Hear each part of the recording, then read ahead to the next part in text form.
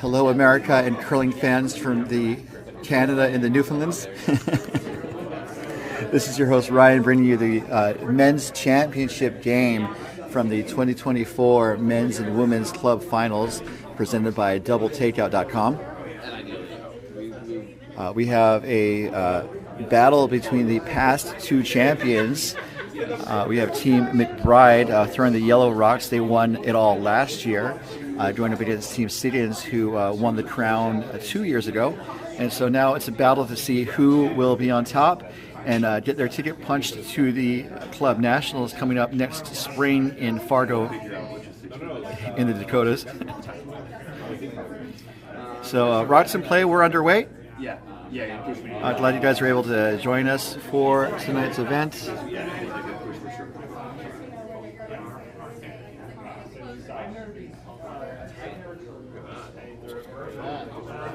So McBride throws up a center guard, and that means that rock cannot be moved from the center line until after the fifth rock of the end by an opponent. And so now we see the first stone coming from Team Siggins. That's Eric Kowal. And they're looking to draw around. So Siggins is seeing the center guard and responding pretty aggressively by drawing into the house around that center guard. Doesn't quite get around, doesn't quite get buried, so it's open. And McBride is going to make a play on it as Joel Calhoun gets set to deliver the rock.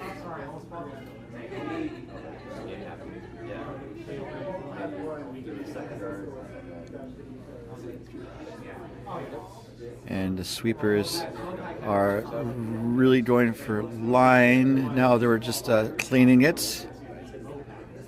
And now they dig in, hoping for a strong finish. And it looks like it's going to be just freezing on top of the shot stone in the house.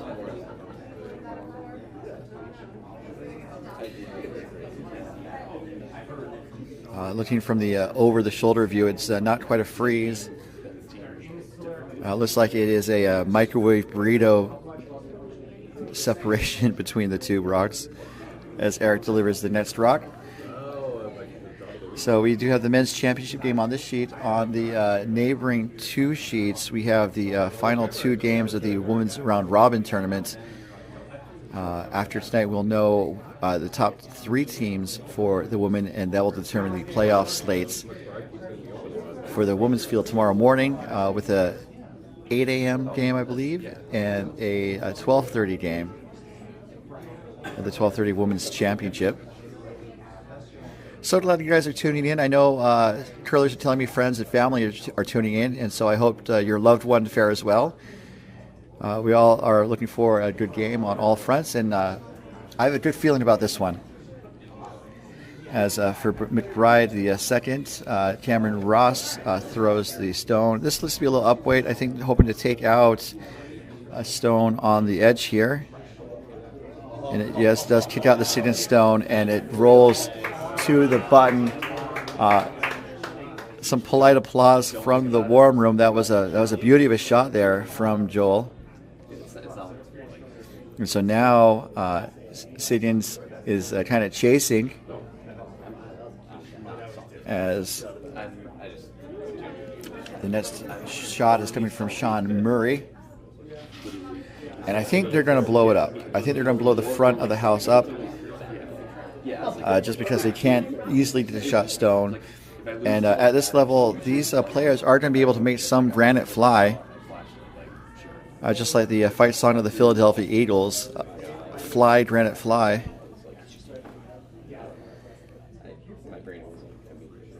And this looks to get at least one.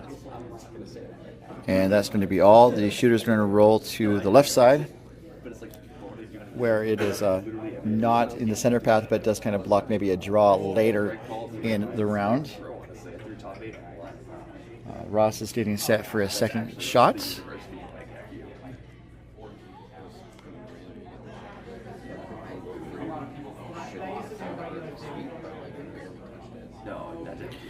And I think looking to just put up a stone. I would guess the top 12 foot or 8 foot,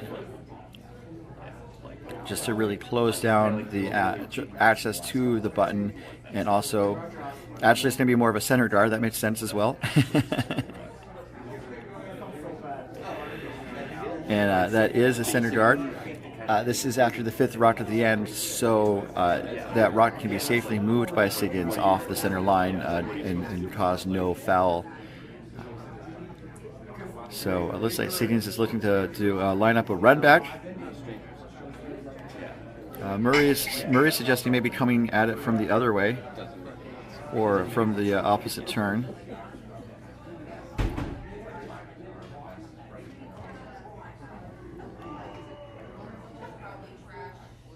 And that is what they're going to do. They're going to try and draw around the center, and I think put one right on the button and maybe tap the McBride shot stone back 2 or 3 feet.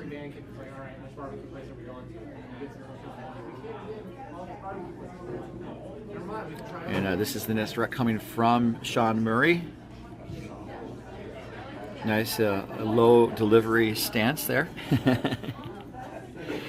So this event, the men's field had 16 teams, I believe. Yes, 16 teams. The women's field had 7. For a total field of 23 men's and women's teams. With the 16 teams, they did 4 pools of 4 teams each. Each team played 3 games of pool play that determined the seeding. The top 2 teams in each pool advanced to the playoffs. There's 1 playoff needed, and we're going to see Vice Nate Clark kick out a hat here. This ice has been pretty consistent all weekend long.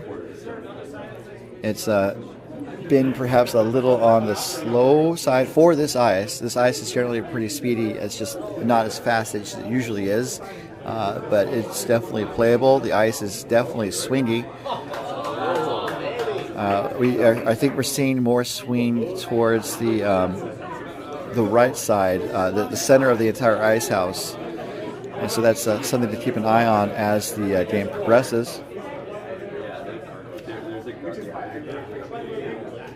So now for Siggins, his vice, Adam Endicott, gets set into the hack. Looking to clear the guard, looking to peel here. And again, just looking to try to get access to the button.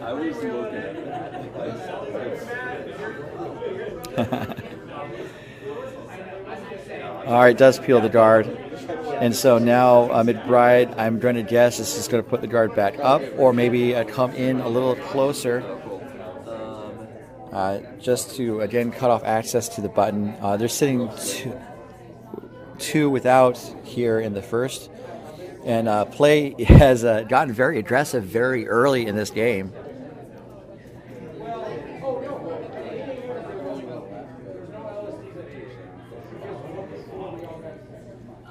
So a pretty solid release there from Nate Clark, who had what I believe is the one of the shots of the tournament. Was going to peel some guards and was able to angle run back 4 stones in the right order to score a shot and stuff. It's definitely a highlight I want to pick out of our archive, put on as a YouTube short or that type of similar medium. So Clark's shot is a high guard. I don't know how much it's guarding. It seems to be guarding the path to the button on the right or the left from this view. And we're going to see Endicott make his second shot. I think trying to do a double takeout here down the middle. He has to wait for it. He's going to do. Oh, it glances off of the red and steals past the yellow, and the shooter rolls out of play.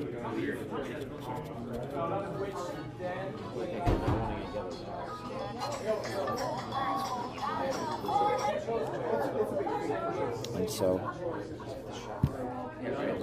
in 10 minutes it's going to be time for me to check into my flight. So it opens things up, but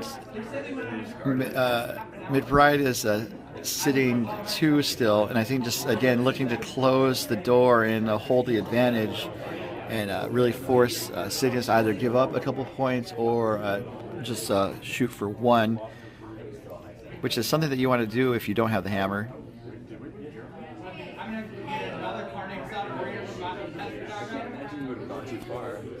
So this is Justin McBride here, pushing out a hat. A little bit of a bobble there, not too bad.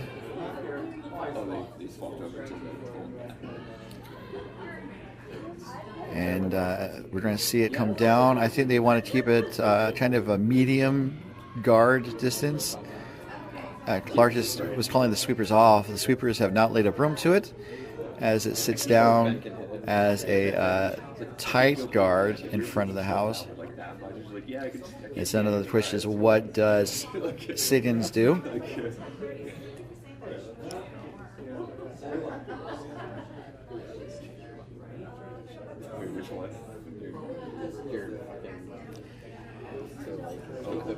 And both of these players skip men's and mixed fours teams, and they when they come to our regional Playdown events, they are definitely among the top of the class, as it were.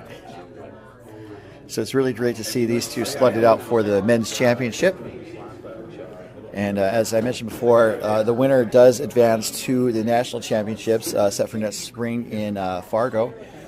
And one thing that's new is that the winner of the national championships, the club championships, there's a new North American championship sponsored by Everest Funeral Concierge Service, primarily a Canadian service, but they are helping to organize an event that will pit the winners of the U.S. Club Championships with the winners of the Canadian Curling Championships, Canadian Club Championships. And that's going to be coming next spring. So now the broom's down. I think they're just going to make a kind of a setup shot, as Siggins kind of indicated which way he wanted Endicott to place the broom. One second. What?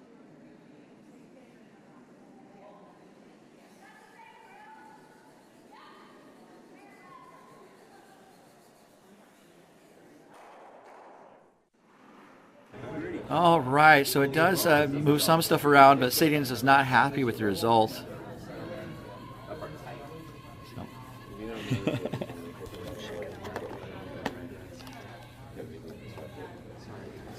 So now McBride is definitely holding a pretty decisive advantage here in the first end. They are sitting 1, 2, 4, and 5. There's a very lone sitting stone there.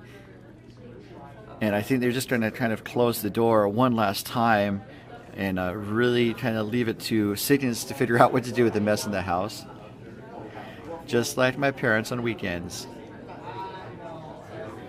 So, I'm kidding. We do chores together. Or we used to. So the shot's going down the way, looking to put up a guard.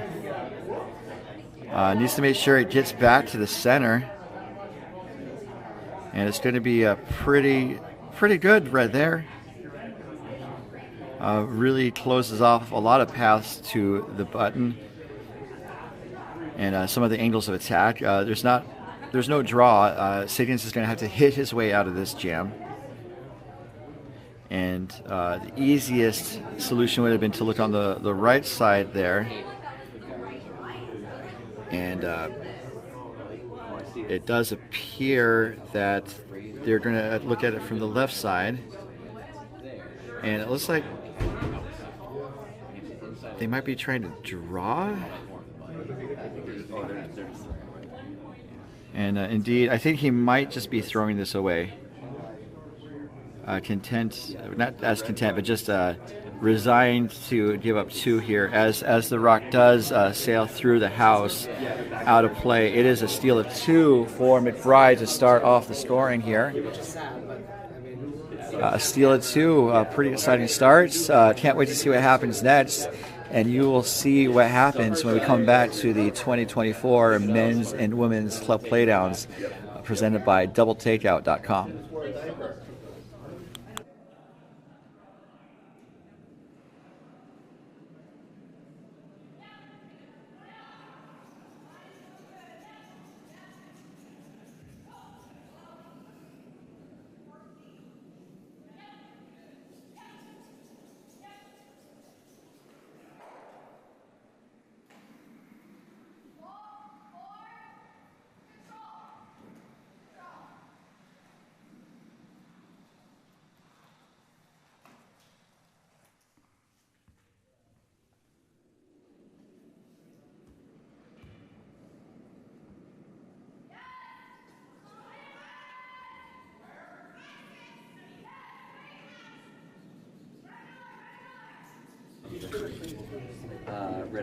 So welcome back to the MoPac Club Men's and Women's Playdowns presented by DoubleTakeout.com. And this event is presented by DoubleTakeout.com. Just really quickly, it is one of the world's top sites for curling rankings, team curling rankings. I checked it out to see how your team stacks up against the rest by visiting DoubleTakeout.com today. So the first stone from McBride slips into the house, and so that does allow Siggins to make a play on it with Eric's first here.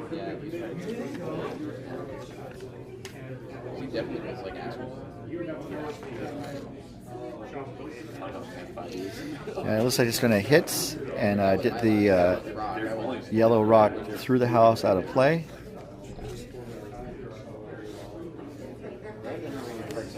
And now play is very quickly drawn into the rings as McBride has the broom down to make a play on the Siggins red there.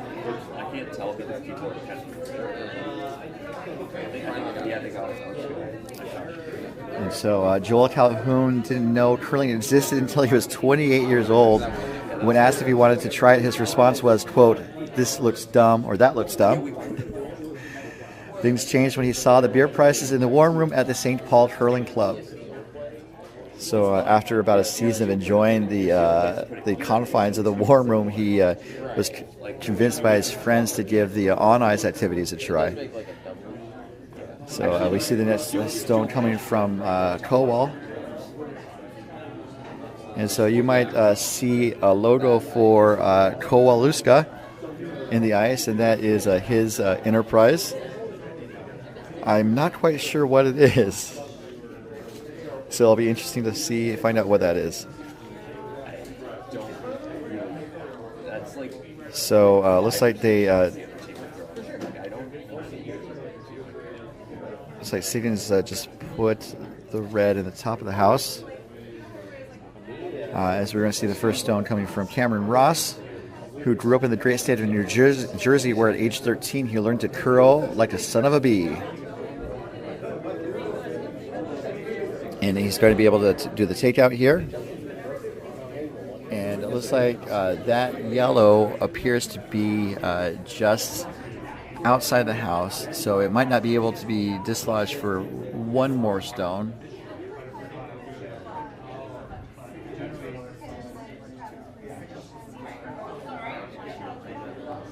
As Sean Murray gets set in the hat here.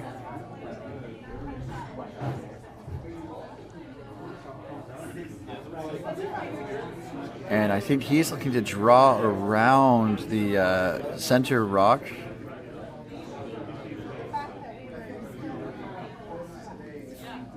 Siggins looking to generate some offense.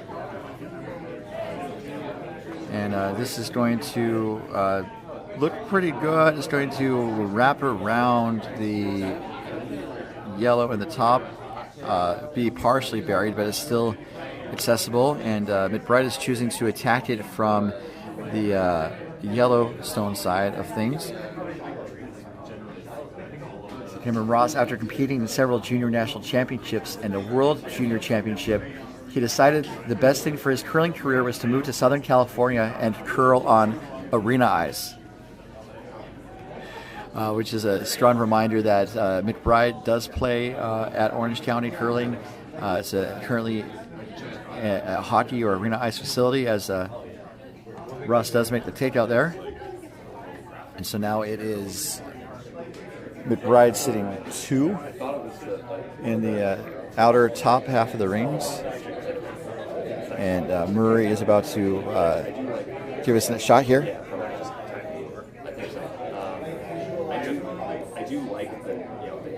It's a very graceful balletic delivery. Balletic. Looking to draw around the guards on the left side of the sheets.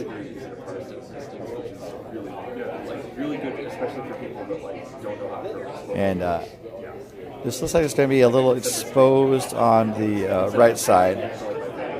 So the rocks are curling, but it's not as much as people are maybe anticipating.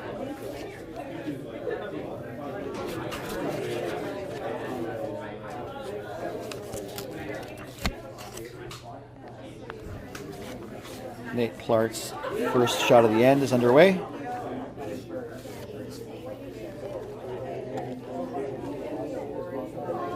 And just looking to move that red out of the house, out of play. And it does bounce that red out, just like a bouncer at a Tempe nightclub, which is the running joke of the weekend. Especially because I've never been to a Tempe nightclub. I have no idea what they're like. But I imagine they're like nightclubs anywhere. Here's Adam Endicott with his first.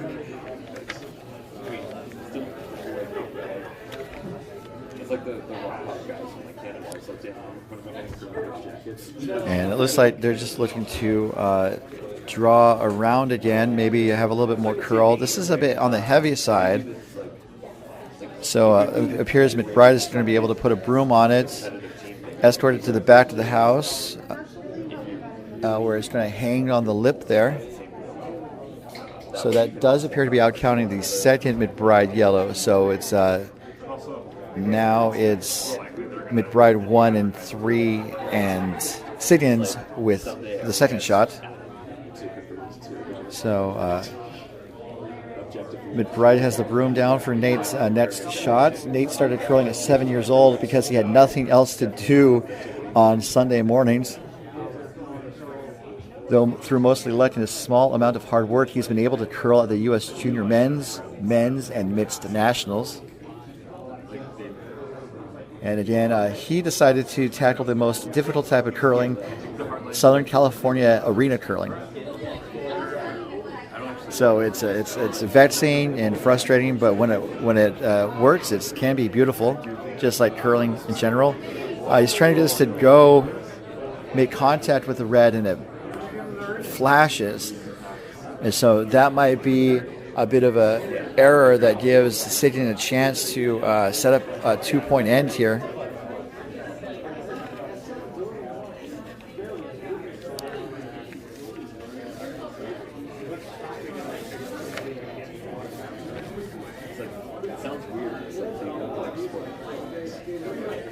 So Siggins, I think, is looking to.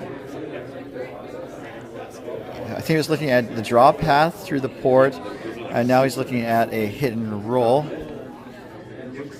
Again, the situation is to put the rocks in places where McBride can't hit him out, and hopefully get 2 points here or more, depending on how Adam's shot goes.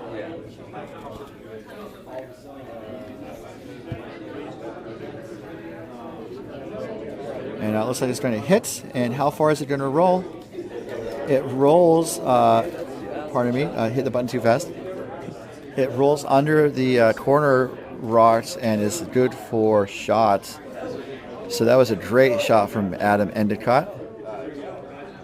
And just a note that teams provided bios, but they did not. Siggins did not provide bios for his team, so I'm just gonna make stuff up as the night goes along. Obviously, just kidding. Good comparisons. And we're gonna see what McBride can do now. And I think they're just looking to draw to the back in front of the Siggins second shot. And just FYI, I checked in and I'm in the bead group on my Southwest flight, so we can't all win. We can't win everything. But let's see who's going to be a select here in this men's championship. McBride is definitely business preferred. I don't know. This analogy is not going anywhere. But what is going somewhere is McBride's first. He puts it right on top of that Siggins red stone and appears to be shot closer to the center of the rings than Siggins' two reds. So that was a great draw there from Justin McBride.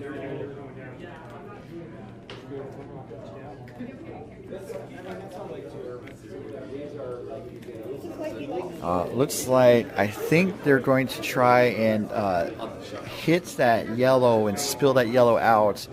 If the red goes away, that's not bad as long as the yellow also goes further back out of the house, out of play.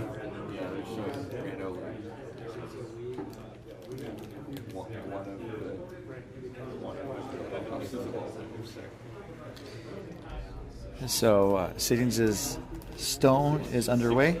6 stones of just pile. And again, looking to kind of smack that yellow around. Looks pretty close. Hoping, I think, to cross the face and hit it on the outside, and it does. The red that was there does go away, but the yellow goes to the back 12, and again now Siggins is sitting 2. So I think they're going to try and hit the red that's accessible out, and then kind of challenge Siggins to get 2 there. It's not impossible, but definitely puts the ball back into Siggins' court as Justin McBride makes his way back to the hack. Justin began curling as a junior in 1984 in Ontario, California. Some of his favorite curling moments include the Ontario Junior Mixed Provincials, representing MoPac at U.S. Club Nationals in 2012, 18, and 23, and also getting the best of some top curling athletes that I'll mention in the next end or so. So it looks like McBride wants to hit out the red and sit shot on the left side, I believe. This weight looks pretty good, although it's staying a little inside, so it's going to roll open. And so there's, I believe, a chance for a hit if they're able to pluck out that yellow shot stone and stick around. It could be 3 for Siggins.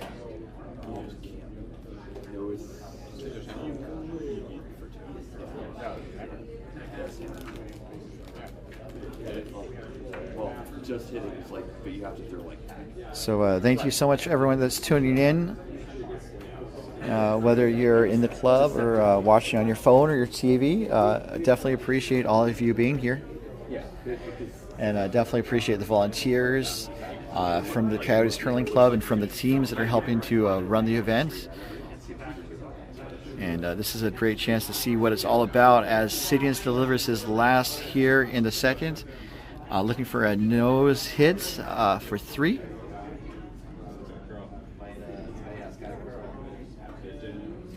And it looks like it's going to hit on the inside, and it's going to roll to the back 12. But it does look good enough for 2. Waiting to see the official determination or someone else to confirm what I saw. But it does look like a really well played end by both teams, and Siggins was able to get 2 points out of that. So while they get reset, there's a minute break between ends, and so they're going to take a moment to talk over what happened and their strategy for the next end. While they do that, let's go over the action on the other sheets. All of these scores are being posted to bondspieler.com. That's bondspieler.com for live scores throughout our curling tournaments. On sheet A, again, this is the final game of women's round robin play. On sheet A, we have Team Aubrey from Coyotes being forced to 1 with a hammer in the first, and is up 1-0 over Team Hashi from Hollywood. Sheet B, the other women's game, features Team Grello from Coyotes forced to 1 with hammer in the first, up 1-0 over Team Walsh from San Francisco Bay Area Curling. And again, those are posted on bondspieler.com. As we have rocks in play, we're underway here in the third end as I update our digital scoreboard and also confirm the score.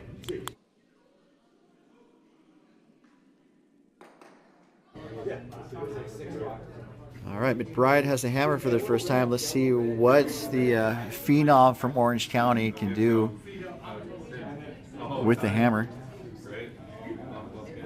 Siggins puts up a high guard. I'm going to recycle a joke and say the only way that guard could get any higher is if it went to a California pot dispensary. There was no path to it. The only shot that the Navy had was some crazy. Which is kind of a crusty joke because there's pot dispensaries in Arizona. Like it was really risky. There's one like 2 blocks away from here. Not that I would know. Although I know. And I also walked past it. That's how I know. So McBride's able to draw a round. Joel Calhoun from Team McBride. Let's see what Kowal from Siggins has to in store for an answer. And it seems like the response is going to be to try and draw from the other side.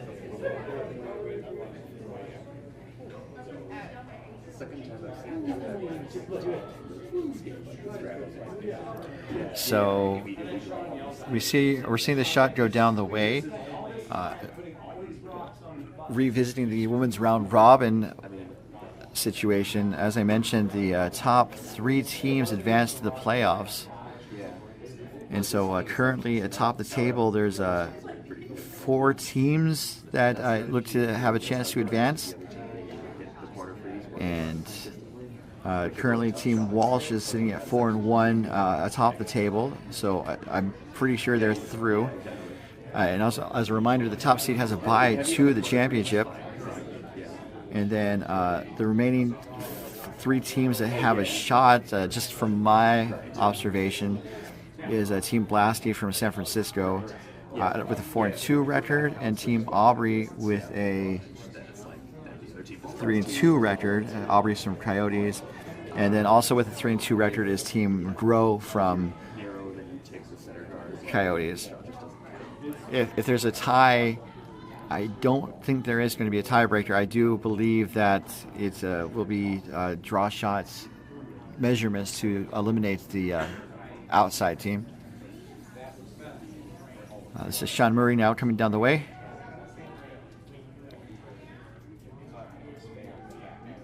And again, there's a lot of traffic down the middle here. And looking to pick out the yellow, it needs to get a little bit more. Oh, they were actually going for the yellow that was in the forefoot. So the situation appears to be that Aubrey and Grow need to win their games to have a chance. Blasty's time in the event is concluded. As we see the next tone coming for Team McBride, and that would be Cameron Ross. When not on the ice, Cameron works as a television and film editor. And just like those NFL commercials, you can't make this stuff up. So. And the story that was crafted by Cameron Ross was a tight guard on the right side of the ice. We're a tie game. McBride has the hammer here in the third end. And definitely the advantage seems to be towards McBride as Murray delivers his last stone of this end. You can see the clocks in the background. These games are being timed thanks to the volunteers keeping track of the shots. Teams are given 30 minutes of thinking time, which is the amount of time they have from when their turn starts until when they release the stone to deliver it. And so Murray does take out the shot yellow, but the shooter rolls wide, and McBride is going to take that on. So teams have 30 minutes of thinking time to do 8 ends of competition.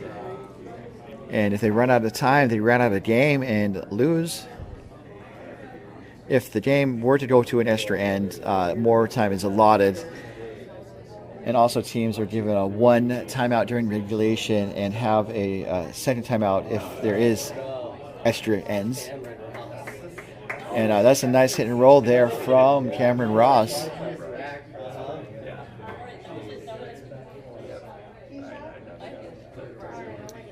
So talking about the women's field again, so Groh and Walsh need to win, and basically it's a play-in game. Talking about there's no tiebreakers. This game is a unintentional tiebreaker, as both Groh and Walsh are playing against each other on sheet B. The winner will advance to the playoffs. So it's going to be good to keep an eye on that. And that is a double takeout there. Great shot there by Adam Endicott. Let's take a look at that again. To the playoffs. So it's going to be good to keep an eye on that. And that is a double takeout there. Great shot. So that was a double takeout presented by doubletakeout.com. Nate Clark is looking to make a play on the red Siggins stone. Does kick that out, and the shooter is going to roll to the right side of the house. And so if both teams continue to make their shots, this is going to look like a blank. And when there's a blank, the team that has the hammer advantage carries it to the next end. And that's in the 4-person game. It's different in mixed doubles, which is a 2-person game. So looking to hit, and I think maybe roll under cover to the left. Let's see what is dialed up. Oh, it just kisses that yellow. The shooter rolls through the back of the house. And so now I don't think McBride's going to go for a blank. I think he's going to go for it. Go for a multiple point end here. Broom down for Nate Clark's second stone here.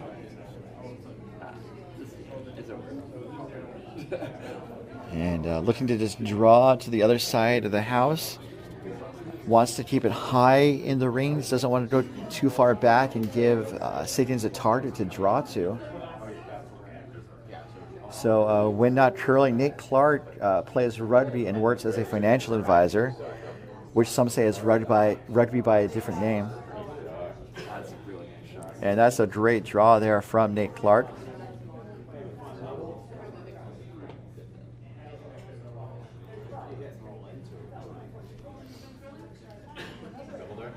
So Siggins is looking over the situation. There could be a not a slash double, but like a crosshouse double. Hitting on the inside of that yellow stone on the outside, and then rolling towards the shot stone on the forefoot. The level of complexity is moderately high. This is not something that you do in the fun league necessarily, but curlers at this level can and often do pull off shots of this difficulty. And so Siggins is getting set in the hack.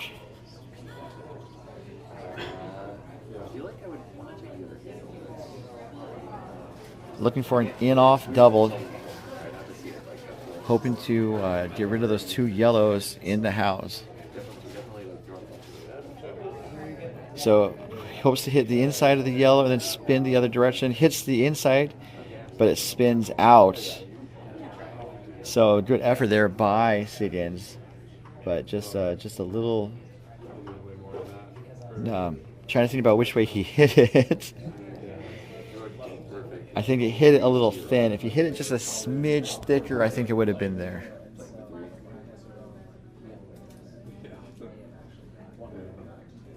Yeah. There's a lot of physics involved in curling. It's kind of fun about how you watch this game and the happenstance of how we decided to throw rocks on frozen rivers and lakes 500 years ago. And it's evolved into this.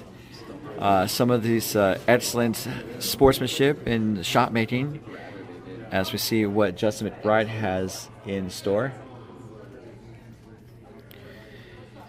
And this is going to curl. I think they want to maybe just park it in the top of the house. If it was a guard, that was fine, but they don't want to make an easy double for Siggins. And there is not the easy double. Wonder if there's a port that Siggins could take on. I don't know if the people in the YouTube chat have an idea of what Siggins could do with his last year without hammer in the third. I think, one consideration is that you don't want to give up 3 in this situation. Giving up 2 would be bad enough. So, I mean, the path of least resistance is to at least try and hit one of the yellows out of play, and then maybe roll under the cover. So then, really force McBride to make a draw shot to score 2, make McBride earn it, as it were. So. Broom down. I think that's the call. Yeah, like that slash. You lose a shooter, but you make them. So, and this was almost a blank a couple shots ago. Yeah, no, but they were blanket.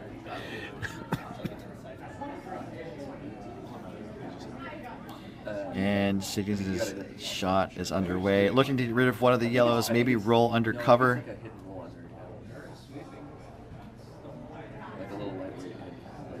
And this is going to hit the yellow on the inside, and what's it going to do? It's going to roll under cover there. It's partially exposed, but I don't think McBride would take that on because of the chance of the red jamming on the yellow. So this is going to be a draw to the full 8-foot for the second shot. So again, Siggins is letting McBride earn the 2 points.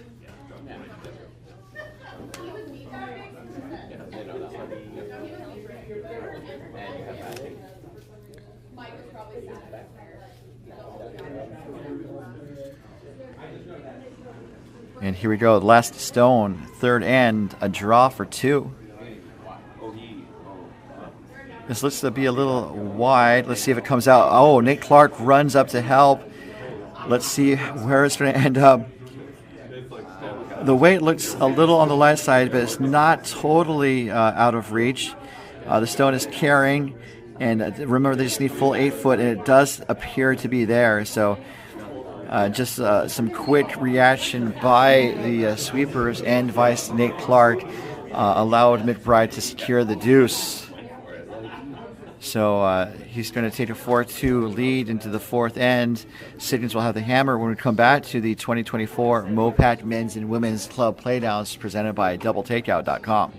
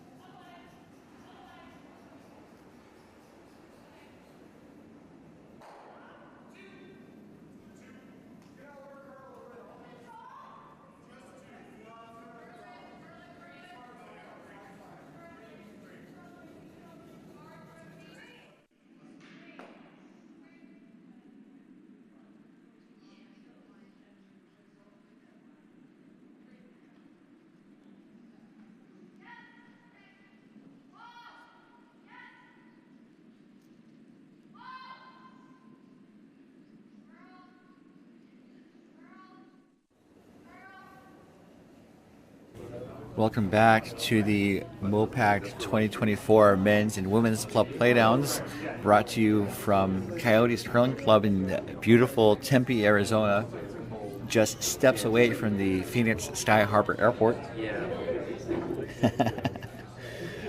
So it's teams have been trading twos back and forth. Both teams have been fairly aggressive in their play, especially as Eric Kowal draws into the house with Siggins as first. Looking at the women's play-in game on sheet B, the red team, who is Grow, is up 4-2 now in the fourth end. So Grow over Walsh. The winner will advance to the playoffs. Again, this is based on my analysis of the standings. And obviously the official standings are the actual results.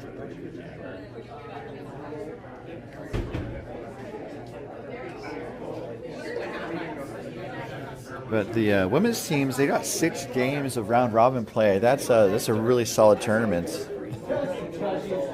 And also this is a great experience for teams to face higher caliber than they might see on their league night, although that's not to say there aren't really solid leagues that these teams are coming from. So Kowal second is looking to hit the McBride stone that's on the edge of the forefoot. This needs to come back a little bit, and it will. And it will roll to the wings. I think they may have wanted to have it roll and stick around on the edge of the 12-foot to give McBride something to spend some decision-making time on. Wait, hold on. Do that motion again.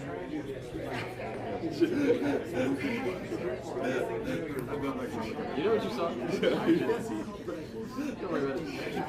saw? Looking to see what Cameron Ross has dialed up next for McBride. Appears to be a draw. It's like Adam's recreation.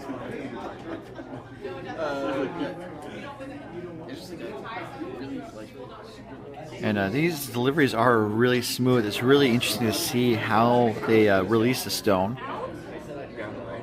And looking for the draw, I think looking to put it right on top of the red.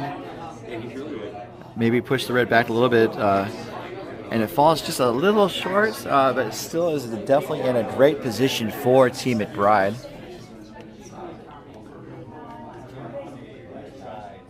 And so now Siggins is asking Sean Murray to draw around from the opposite side.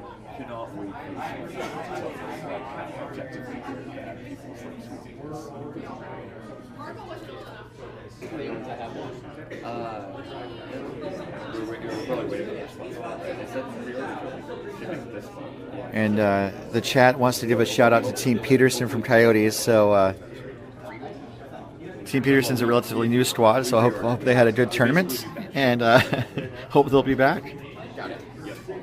Yeah, because it's reasonably. So that draw by Murray was on the money, as it were, sitting, I believe, second shot.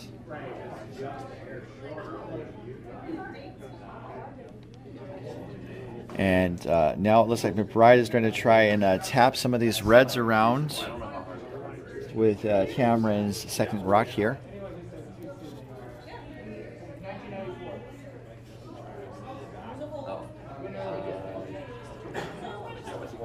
And this looks pretty good. I think Clark is trying to sweep it over, and just watching him like sweep the ice, he's sweeping like a dervish. It's going to over curl and crash on the guard, unfortunately.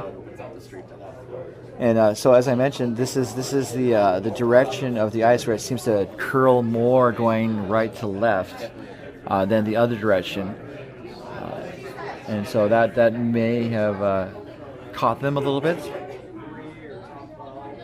And so now Siggins has the advantage. Also, he has the hammer, so he has a double advantage. As Murray is watching for direction from his skip. And it looks like they're going to draw and maybe sit on top of the yellow.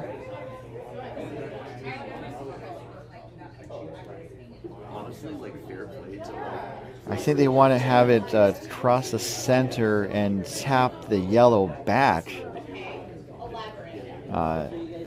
That does seem to be the play, perhaps just based on the weight that's being called for and the line.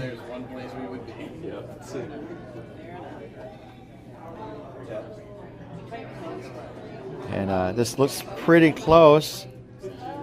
Needs to make sure it doesn't really hit the red that's in the house. It does hit the yellow. The yellow squirts past the other reds in the house to the back of the 12-foot. And that was a great shot there by Sean Murray.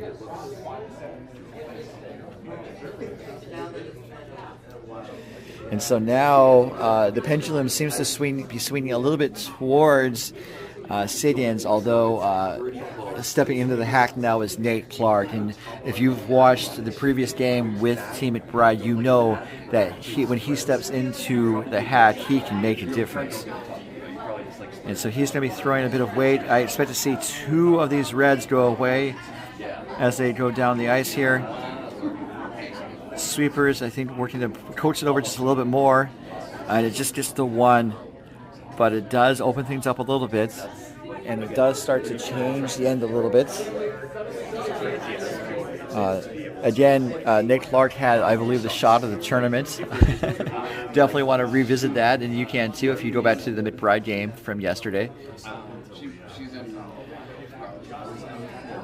And that's one of the joys of the sport. I mean, the rules are predictable. Some of the things are predictable, but there's wild cards and variables that change things up, and you definitely see that on arena ice where there could be like a rogue skate mark that just changes things around, or a weird bump in the ice, which I hear happens. I saw it happen in one facility where water was just dripping off of the ceiling. And so sitting 2, Siggins is content to put up a high guard. And it looks like McBride is going to take that on. Oh, I think he's looking to draw now. So he's looking to get around that high guard and do some tap action on the shot stones in the 4-foot and the button. And here's Nate Clark looking for, I believe, back 8 weights.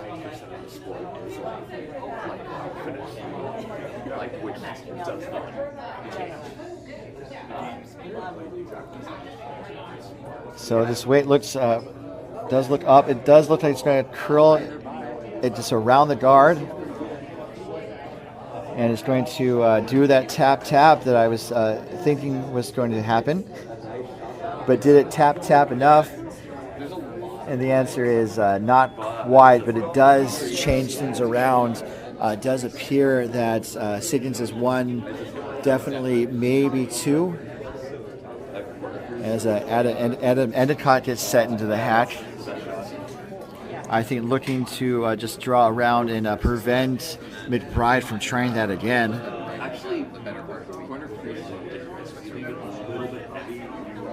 Just moving some of the rots around, changing up the angles. I think, Siggins is trying to make it harder for McBride to find a favorable line into the house. And this does get around the guard again and sits in the top 12-foot. So again, that kind of goes to the change of the angles. And so McBride can't easily try that shot again. But it does appear that they could draw and maybe tap the red. Maybe they're looking at the in-off on the left side of the ice here from this view. And I think that might be what they're trying to do.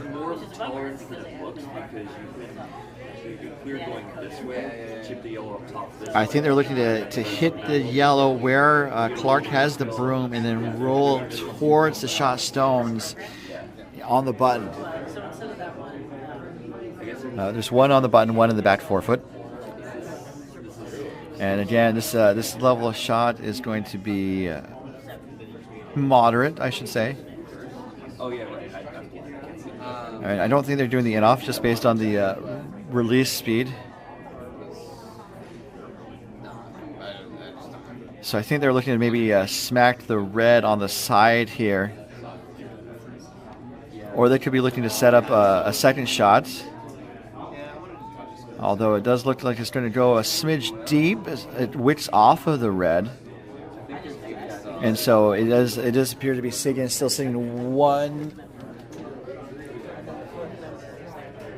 maybe 2. It looks 2. I'm by the glass this time, so I have a better view of the house directly, especially on the home end. And so Siggins is looking at the angles here, and I'm waving so you can see me maybe do the play-by-play. I don't particularly like being on video, but here we are.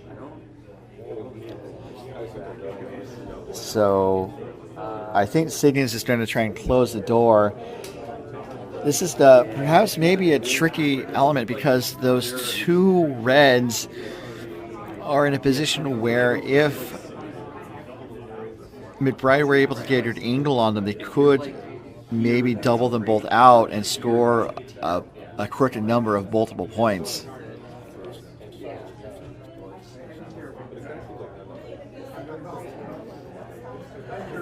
So Siggins is getting set in the hat. Again, his team was the 2019 and 2022 club national champions for MoPac. And he's facing the winner from last year's club national. The champions. My bad. That's one step beyond our event. They won the whole Shamola. So it looks like they might be looking to maybe tick off of the reds, or it pushes the red back a little bit. And so now there's no angle from the top, but now they're looking at maybe hitting the yellow and spinning back up to the shot rock, and that would be just for 1, but again, you would rather be forced to take 1 point than give up 2 or more points, and that seems to be the situation right now. So looking at drawing this play up, seeing if there's any other type of shot that they could possibly do. And there's the in-off that for some reason I keep going back to. And actually that does seem to be what Clark is lining up now. As you can see, he's trying to map out the angles. And so going for the in-off, this is going to be tricky. But again, if they hit it precisely correct, they could get 2 or 3 by doubling out the reds. So this is going to be a crucial shot for Justin McBride here with his last in the 4th end.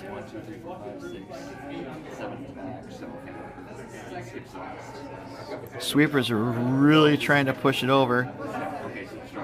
And it's trying to get the inside, and where's it going to end up? It's going to roll.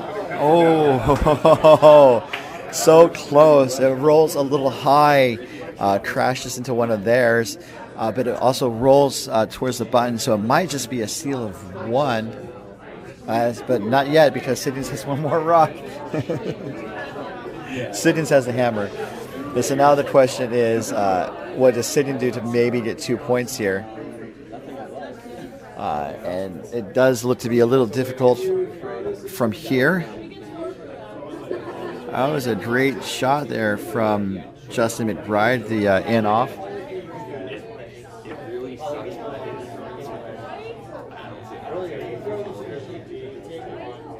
And there's not an easy path.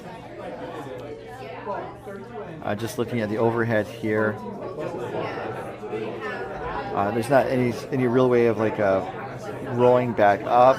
I think maybe they're looking to maybe just draw to the side of the button, like the edge of the forefoot, and kind of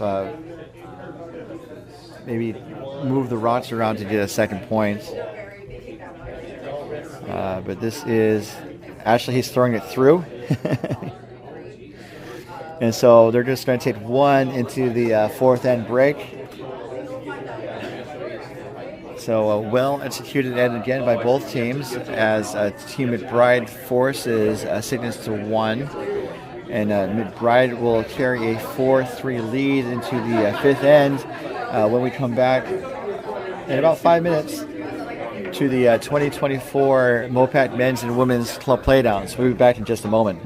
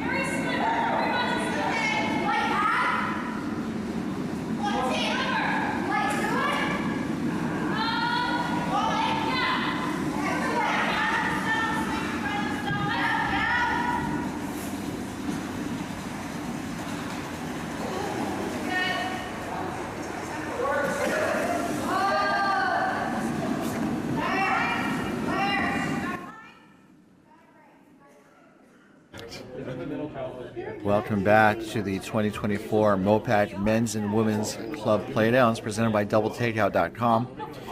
You are tuned into the men's championship game as we have 20 seconds to go in the 5-minute intermission. The halftime show consisted of the reunion of Kiss, the Beatles for some reason, and the ghost of the Barnum and Bailey Ringling Brothers Circus. We ran out of space on the ice, so we had to do this in the parking lot. You had to be here to see it.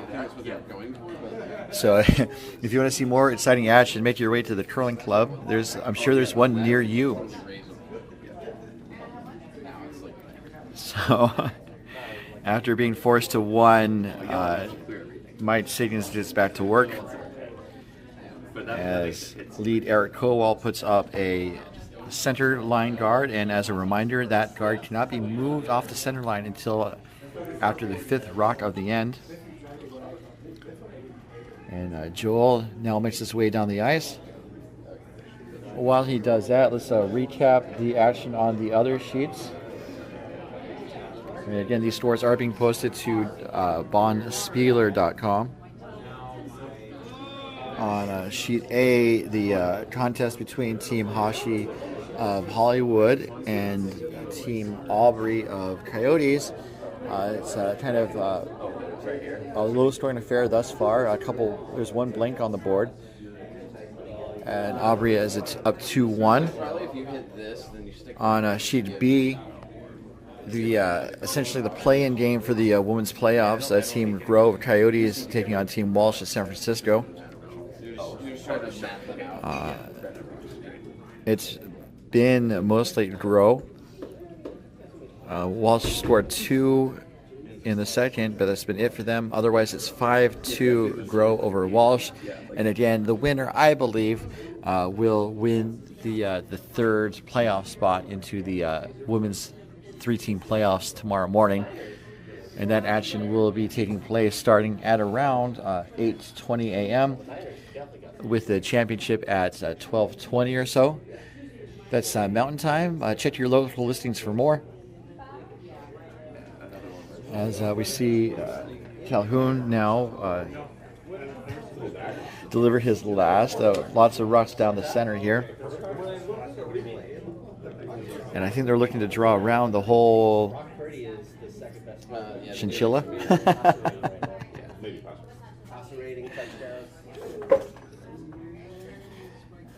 And it will kind of hang out. It could create a double that Siggins could take on, or a hit and roll. At the very least, they want to hit and roll. I think a double takeout would be a bonus.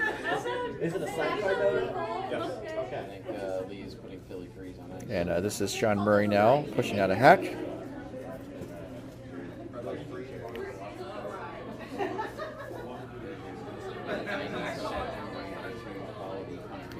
Looking to make some contact and roll towards the center. It's over curling, and it goes through the ports, out of play. So missed opportunity there for Siggins. Sweepers were really trying to push it back, or to hold the line, and it just went on them. Which might go against my theory about thinking that stones over curl going the other way. This really curled going the way I thought. It didn't as much. Something to keep an eye on.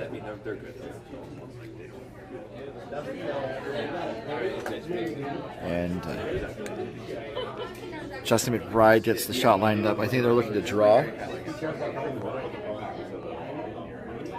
that was what I was noticing. Is like they were like a lot of the margin stuff is they were just and the rock is underway from Cameron Ross.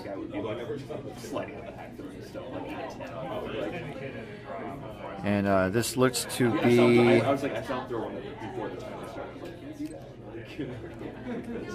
Looks to be top of the house. I clocked about 14.6 seconds between the hog lines. Settles in at the top 4 foot, actually. So the ice seems to be close to club speed. And so Eric's trying to get another shot at this takeout. Let's see what he has in store. Excuse me.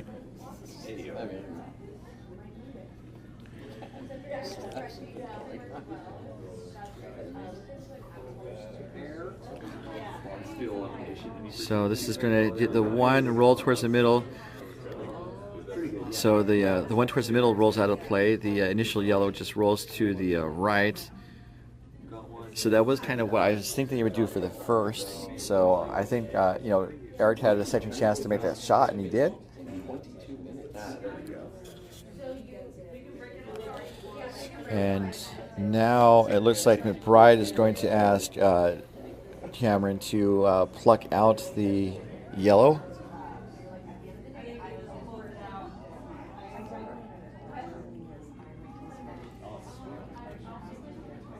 Man, it's fun watching Nate sweep. It's going to crash on the guard.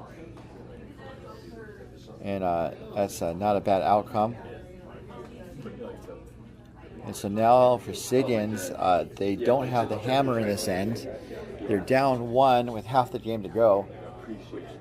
And you have to think about what the team's strategy is for this end and for the second half of the game. Yeah, exactly. Like, I think there's probably at best a quarter of the field. He's communicating with Adam Endicott, kind of gesturing where to possibly go. Yeah, like last year we were not in that corner. And it looks like maybe trying to draw on top of the pile. And that could give Siggins something to play with the remaining 4 stones in the end. And Endicott shots away. Looking to come to rest in the top of the 8 foot in front of the pile. This is a hanging out. I got about 13.9. So it's a little up from what McBride's team just threw. And this does roll right on top of the McBride shot stone. So this is going to be a situation where the scoring area is going to be kind of narrowed. And again, trying to force McBride to settle for 1 just like Siggins had to settle for in the last end. So it looks like they're going to try a control weight takeout from Nate Clark. Definitely in his wheelhouse.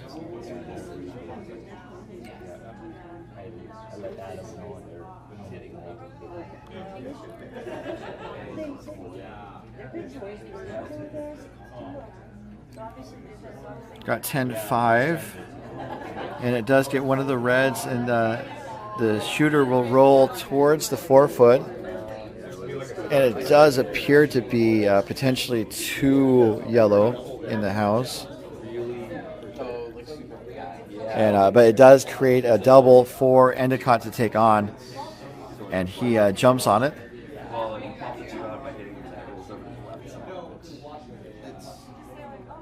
Sweepers are trying to hold the line.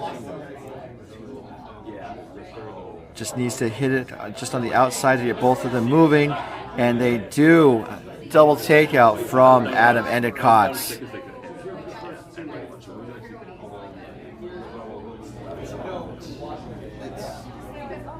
Sweepers are trying to hold the line. Just needs to hit it just on the outside to get both of them moving. And they do. Double takeout.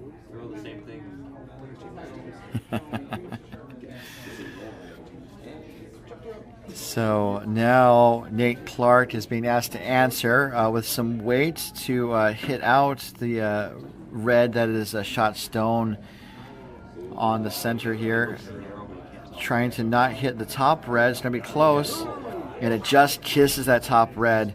It does spill that red to the left side of the rings, where it's not currently a factor.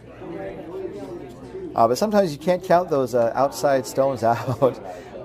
There's always an end where those outside rings are coming to play. Right now it is Siggins sitting 2. And again, just amping up the pressure on Justin McBride to convert the hammer here in the 5th end.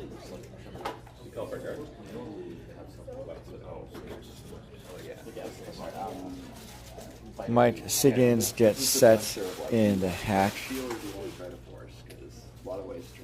And I think they're just looking to put up a center guard. Just right in front of that shot stone. As the shot is away. Right, where that is like,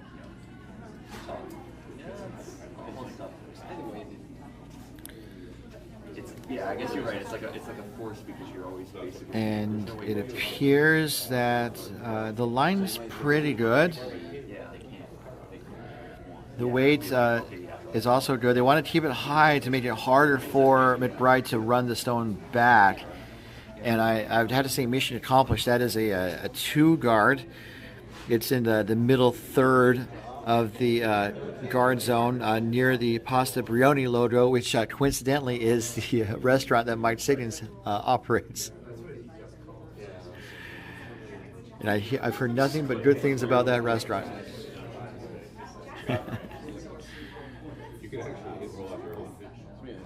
So now McBride is facing some trickier shots here.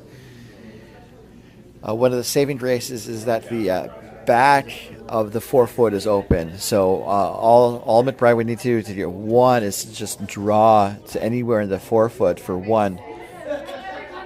And that does increase the likelihood that perhaps Siggins would start to narrow that scoring area with his last shot, or even just follow McBride down, depending on how successful this draw is. And so I think they're looking to draw around the center rocks to set in the back 4 to sit shots. This is Justin McBride with his first.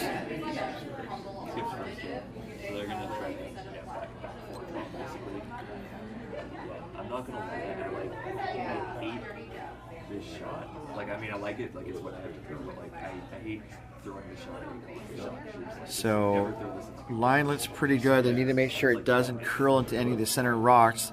It's going to be close, and the weight is also going to be close, and it's just enough to touch the top forefoot. And so now looks like Siggins is quickly looking to kind of slap that yellow out of the range, just like my baby sister slapped the Pop-Tart on my hand when I was growing up. Some of these jokes don't work. So Siggins is wasting no time to set up the shot, which is important because if you look at the clock, he has just under 11 minutes to complete 3 ends, which is tight on time.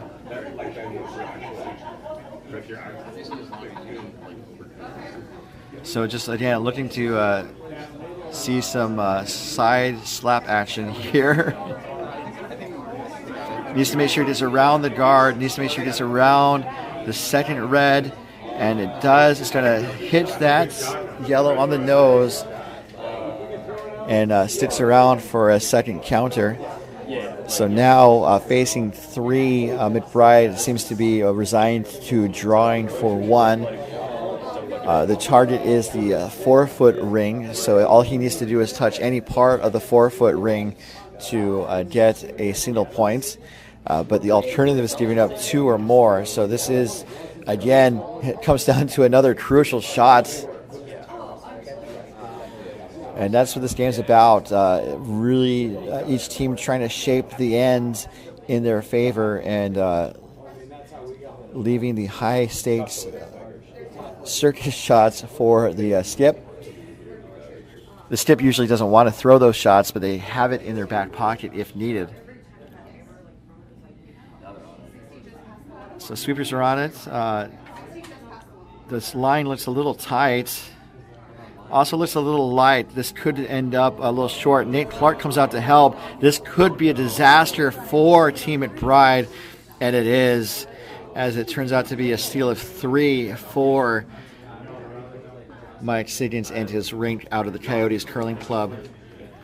So just a disappointing outcome for Team McBride as Siggins takes a 6-4 lead as we head into the 6th end. Teams are going to kind of have to regroup and pick up the pieces, and we'll see what happens when we come back next to the 2024 MoPac Men's and Women's Club Playdowns.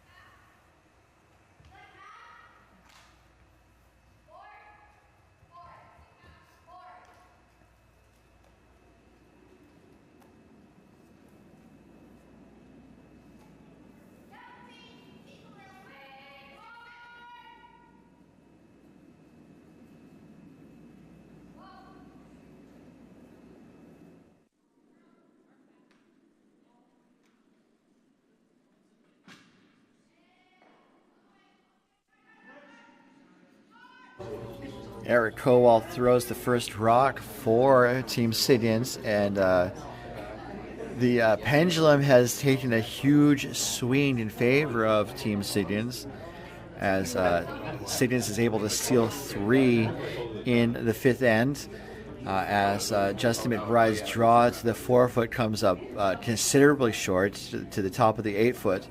And, you know, these types of shots happen. You kind of have to shake it off and regroup. And that's happens to the best of teams. That reminds me of the Briar, where Al Hackner won over a heavily favored curler. And the shot that people remember that Briar for from Al Hackner was a double to just tie the game in the 10th end. It actually went to an 11th end. And so Ryan, the curler, needs to remember the first name or the last name.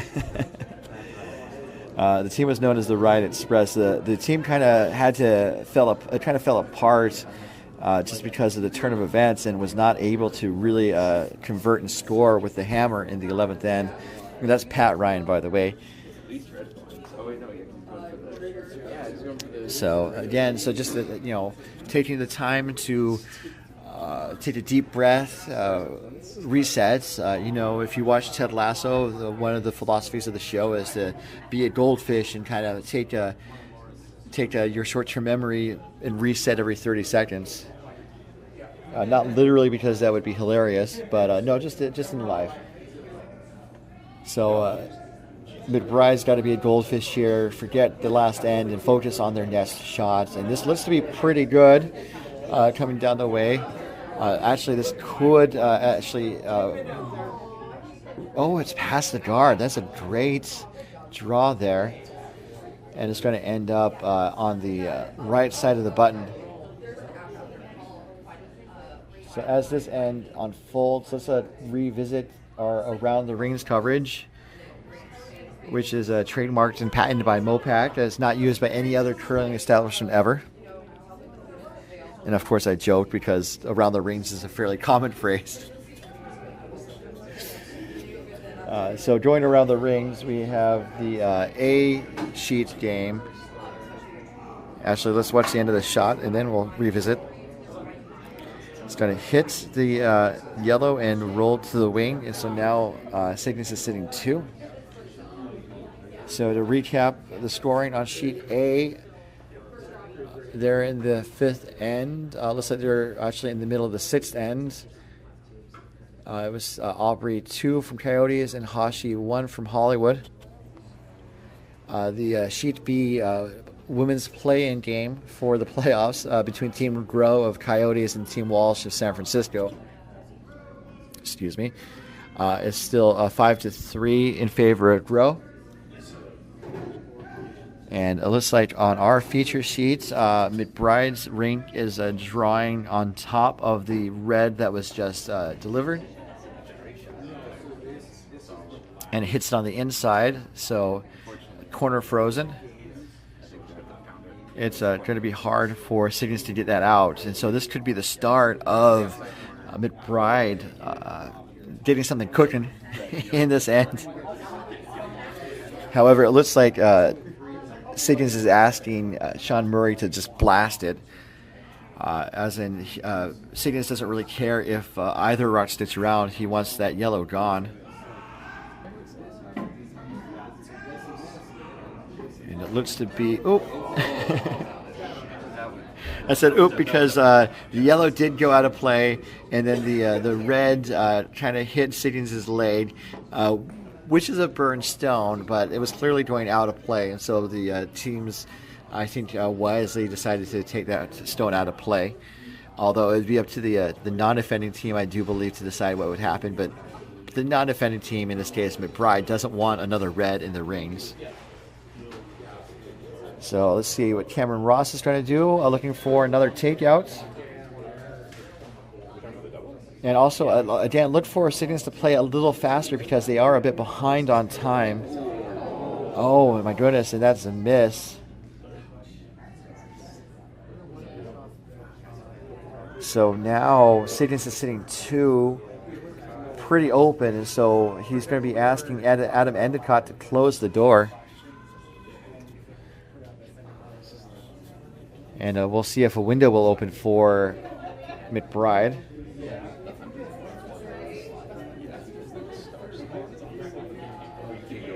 Looking for a guard, I think in the 1 or 2 zone. Probably the 2 zone is preferred. And the 1, 2, 3 refers to the first, second, and third segments of the guard zone. The house is also divided up by lines, starting at 4 at the top. The center T line is 7, and the back is 10. And that's one shorthand way that teams refer to different parts of the ice. And so now McMurray is asking Nate Clark to do some hit action. I think looking to go through this slender port.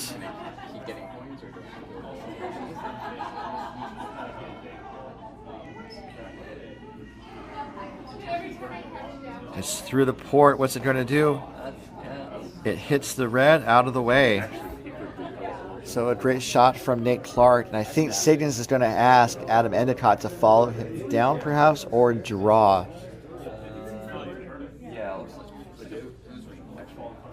So we can see the port from this head-on view. It is pretty open, about 1.5 stones wide. But that also is a port that is pretty wide to draw through, and that seems to be what Adam Endicott and Mike Siggins have agreed upon. Yeah, I don't think he wanted laser because he took guards out of the way. That's like kind of bad. So looking to draw around, I think maybe sit in the top 4 foot in the house.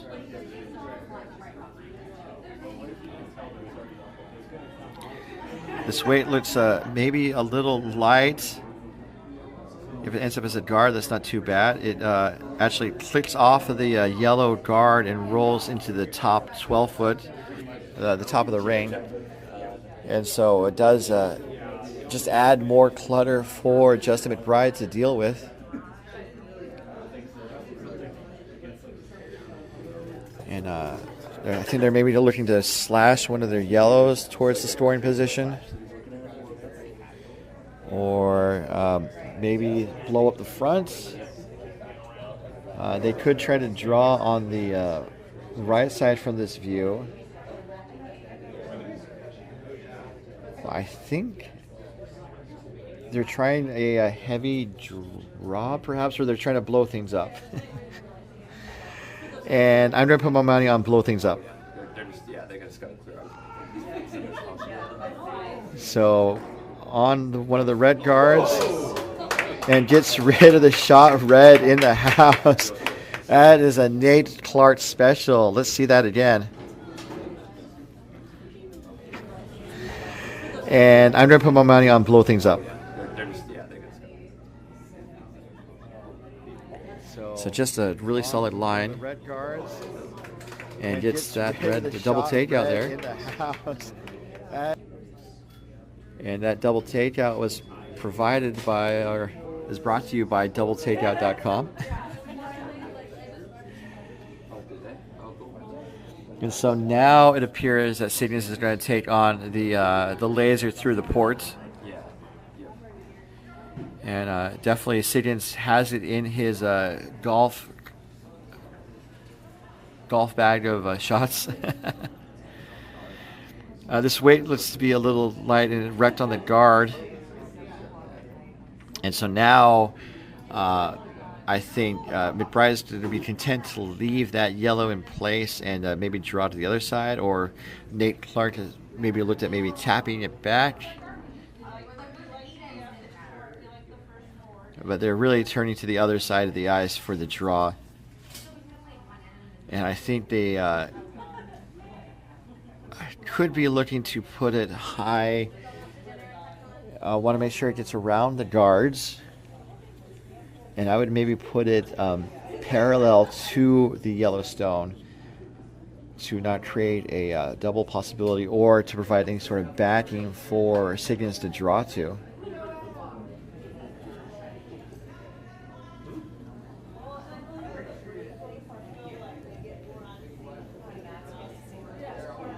So looking for a draw, I think looking for the top 4 foot.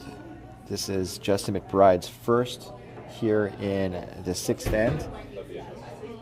And so he mentioned some of his favorite curling moments earlier. And those included getting the best of Johnny Moe, John Morris, as he's known, Heath McCormick, Randy Ferbey, and Brendan Botcher on the ice. And this looks pretty good. Let's see where it finishes. And it ends up exactly where I thought it would, or maybe just a little deeper. Almost parallel to the shot stone. It's now, this new stone is shot, and McBride is sitting 2. Which coincidentally is the difference in the game right now. McBride being down 6-4 here in the 6th. So, and also just looking at Justin's resume, to be able to face off against curlers of the caliber of Johnny Moe, Heath McCormick, Randy Ferbey, and Brendan Botcher is extraordinary. That includes 3 curling champions, and Heath McCormick, I think, won the U.S. Nationals a couple of years before John Schuster really returned to prominence just before the Pyeongchang Olympics. Or Pyongyang, depending how you spell it or how you view it. So here I think Siggins is going to throw a heavy draw to hit and roll under the cover and maybe sit shot. I think that's the goal. And again, it's going to be a situation where Siggins is going to be reluctantly okay to give up a force at 2. I mean, give up a 2, but McBride has to work for it. And so this is curling up a bunch. It needs to sit down. It does crash, and so now the pendulum is swung fully towards McBride.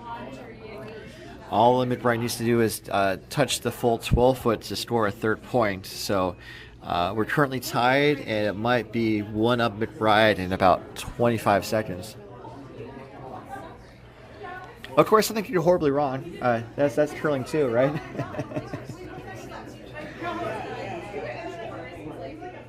But I don't think anything's going to go horribly wrong. As Justin McBride gets set in the hat. When Not Curling Justin is selling software, which means winding and dining prospects, which is his other favorite pastime. I think it'd be fun to be a business client of Justin McBride. So the shot's coming down the way. Just needs full 12 foot for that 3rd point, and it looks like it's on the money. There's some backing, and the backing is not going to go too far, so it is a score of 3 for Team McBride to retake the lead, 7-6 as we head into the 7th of 8 possible ends of regulation. We'll be back in just a moment when we return to the 2024 MoPac Men's and Women's Club Playdowns presented by DoubleTakeout.com.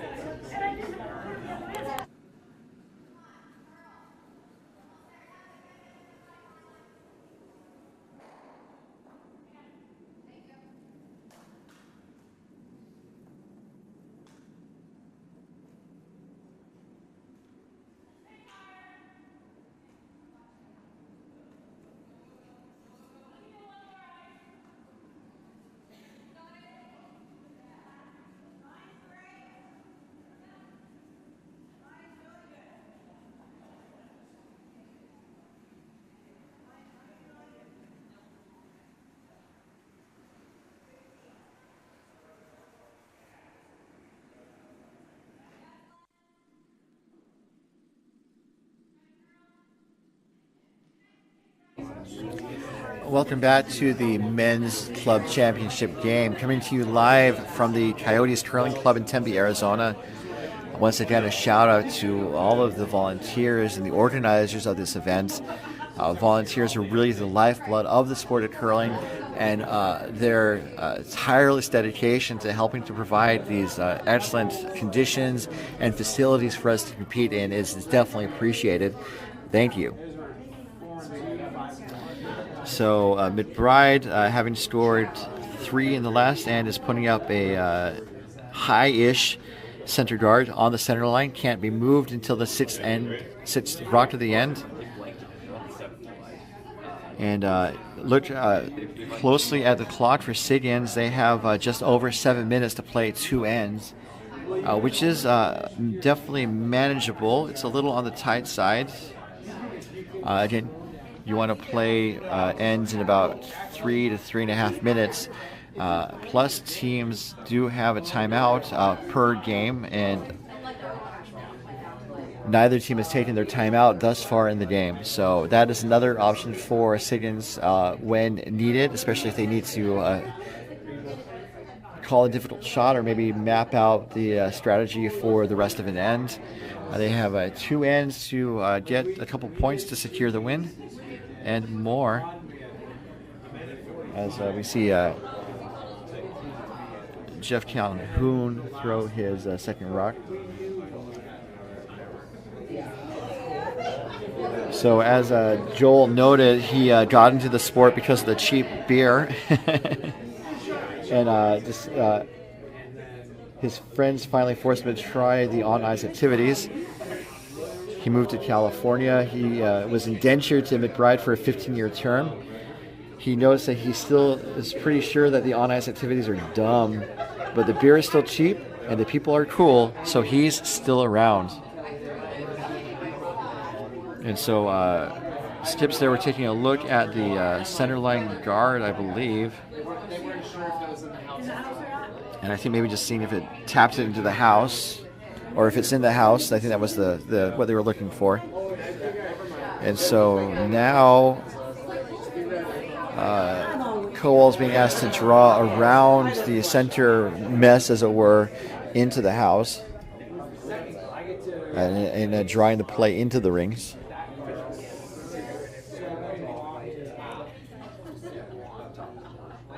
And this does appear to be a little light. It will settle in the top. Actually, it's curling up really nicely. It's finishing well. My apologies. It settles in the back 8 area on the 4-foot line. It is kind of open, and so McBride could choose to chip it out or draw on top of it. And that seems to be what he's calling for, is a reasonably solid draw to draw on top of it and maybe tap that red back out of the way. And the shot's away.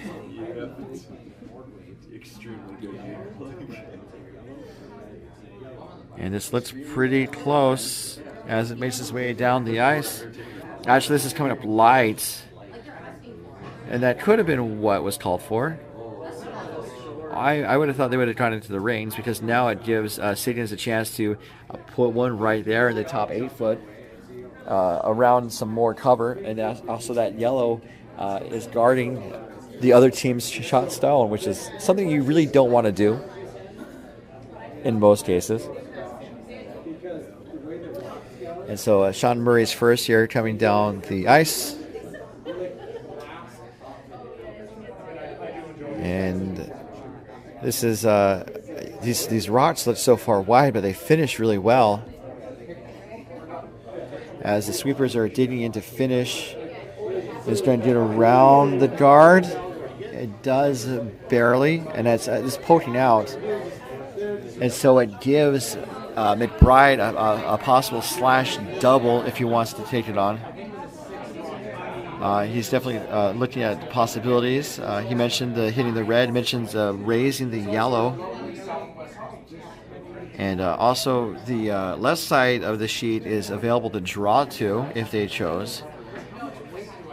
But it looks like they're going to tap the yellow back, the yellow that's just to the right of the center line, as Cameron Ross makes his way down the ice with his rock. looking to raise the yellow, I believe. This looks, again, pretty close. They want to hit it just to the right of the center of the rock. And it actually crosses past the face. It will make contact on the red. Not a bad outcome. But now Siggins is looking to start drawing on the left side of the sheets. That open side of the ice that, I noted, but I'm not on the ice playing this game. Sean Stone is coming down the way. I'm so glad you guys are with us. I hope you're having fun. One of the things is curling is a great sport, but it's also a fun activity where there's a lot to enjoy, and I hope these broadcasts are on that list. This stone is a bit heavy to the point where it is parked on the back of the sheets, hanging out. I don't even know if it's biting the house. It looks like it's just outside. So now McBride's looking to, I think, make a play on the stones on the right side of the house. So that last Siggins stone was just a little heavy and a little wide. We'll definitely see Siggins make an adjustment if he were to try that shot again. And so here's Nate Clark. And he's looking to move some granite. Let's see if there's another Nate Clark special in store for us. Looks like it's going to get the red. Is it going to get both of them? Oh, it just crosses over the top of the other red. So super close. Nate Clark, though, is pretty dialed in tonight. And definitely it seems like a lot of the players are dialed in for this championship game. As Adam Endicott quickly releases his stone. Looking to draw from the left side again. And this one looks to be a little on the light side. And I think Siggins was looking at it being light to be more of a guard position. So, again, if there was just a little bit more weight, it would have been great to get around that guard. The line was pretty solid. And so now McBride is shifting gears and looking to draw from that side. And so he's also asking Nate Clark to dial the weight down, which can be tricky for a lot of curlers.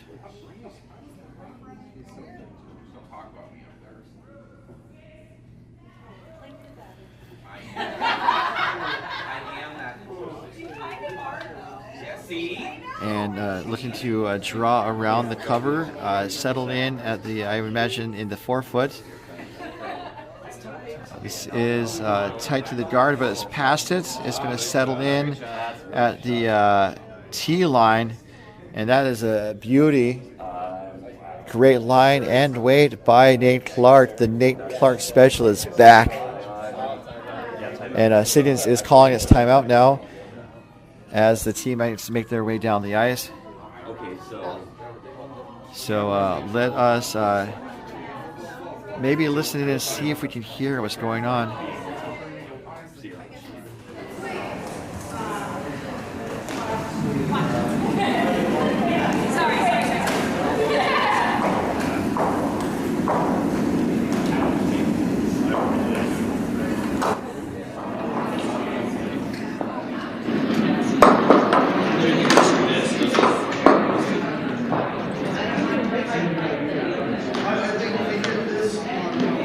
Okay, the answer is no, we can't hear what's going on. I'm going to keep trying, though, ladies and gentlemen. One of my dreams is to someday to have enough microphones and technology and time and volunteers to put microphones on the players, but we're not there for this event. So timeout over. It looks like Siggins is looking to basically kind of open up the middle, which is a solid strategy to at least try to get a single point. They can't give up multiple points here, and be in a deep hole in the eighth end. So looking to blow up the front here. It needs to make sure it gets around that high guard. It does. And it's going to make some contact. It pushes one of the yellows that was storing through the house out of play. And so that is a double takeout presented by doubletakeout.com. It does open things up. And so that, I think, ultimately was a great shot there by Endicott. And so now McBride is, I do think, looking to close the door again. The best angle of attack is on the right side.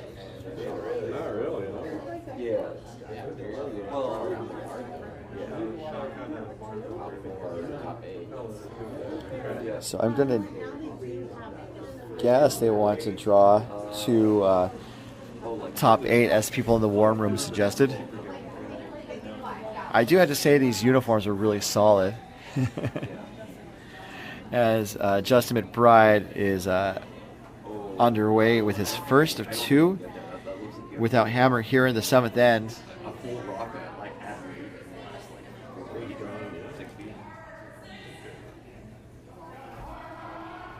Sweepers are really going hard on it. And it might be curling into the yellow on the wing there. Does bump it, and it rolls wide to the right. And let's see how that changes the situation. It's still McBride sitting 1, and the paths to that yellow shot stone are very tricky for Mike Siggins and his rink.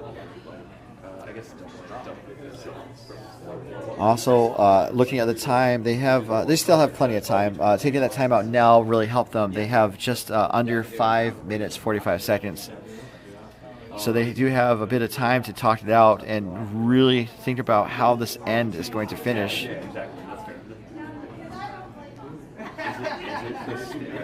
So it looks like there's a bit of a port there on the right side. They can try and draw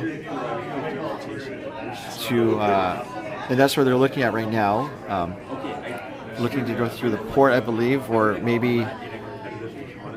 I think what they're looking to do is they're looking to angle raise the yellow and take out the shot yellow. That's a very tricky shot, especially because there's only like a sliver of that yellow that they want to make a play on. And also how the angle of attack. This is going to be a very tricky shot. The level of difficulty is high, as Siggins is going to give it his best here. Looking at, looks like board weights. They need to get it to move over a little bit. It's not going to. Oh. Okay, so they hit the other side than I was thinking. It does kind of switch the rock that is in front of the house that Siggins to make a play on in his last. That was the setup shot, I believe. And so as McBride talks things over, I can tell you that they have, as of this moment, 7 minutes of time remaining in the game, which is tons of time. They could have a tea break, they could go on a soiree, etc. in the time they have left. So it looks like McBride is going to either guard or put another one in to make it that much trickier for Siggins to score. And so Siggins has multiple paths of attack, so I think if I were McBride, I would try and draw to the top 8 foot. And give Siggins 2 targets to worry about with his last. Oh yeah, he does that. Like, I just remember the last part where it looks like. So, last rock coming now for Justin McBride without hammer in the 7th.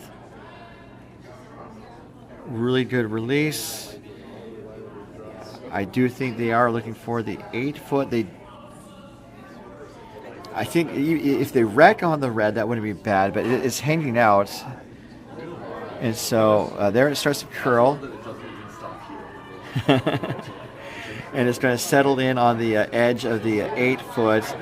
And Endicott tried to help it along, and so that does give the second counter that Siggins is going to have to worry about. And looks like they're going to be resigned to being forced to 1 if they can convert the shots. Another shot could be on the left side. I don't think that's there, just the angles aren't right. But if they hit the red that's on the left onto the yellow and then roll over, they wouldn't be able to roll over enough to get the other yellow out of play. So this looks to be a hit and roll for 1. One of the plan Bs is if it gets rid of one of the yellows, that's not the end of the world. They would be down 2 with the hammer in the last, as opposed to being tied without the hammer. There's been some debates about what you would prefer to have in the last end. Normally, if you're 2 down in the last end, even with hammer, it's hard to come back.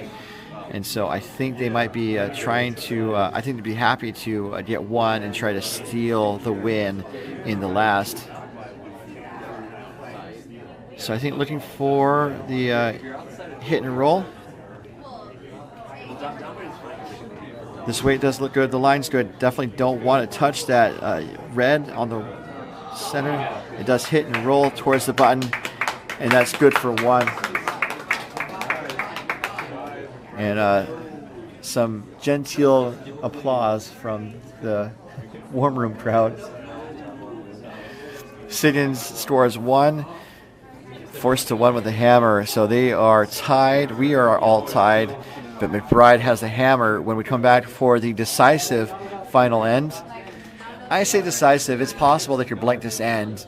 It happens, but if we see it today, I will buy a hat and then consume it. So stick around and see if that happens when we come back.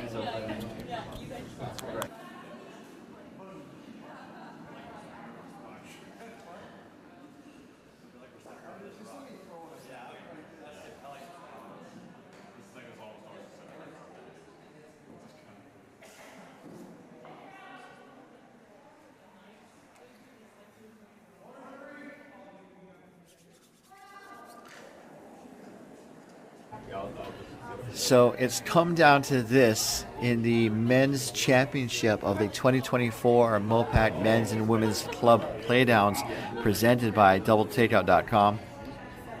It's been a back and forth game, teams trading back and forth, big ends, single ends. I don't think we've seen a steal. Well, that's not true. McBride stole the first end.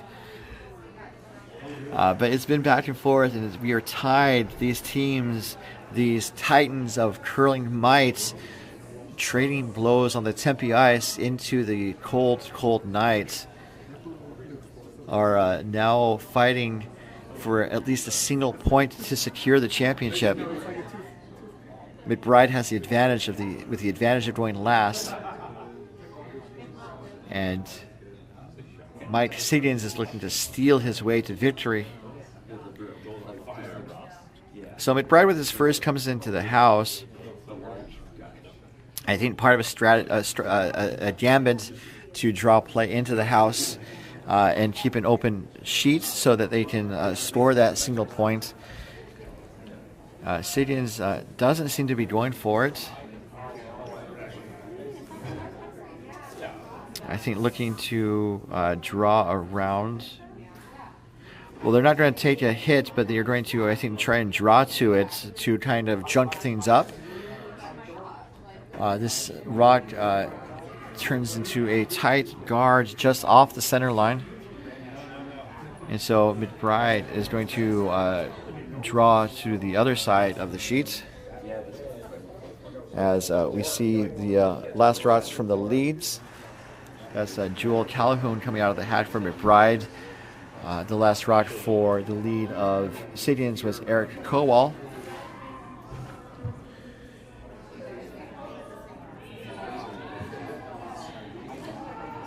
And Nate Clark is just pounding the ice to get it as deep as it can go. It does crash off of the center guard and spill into the house. So a good draw. And that red rock was not on the line, so it's not a no-tit rule violation. And so Siggins again is going to draw in to the house.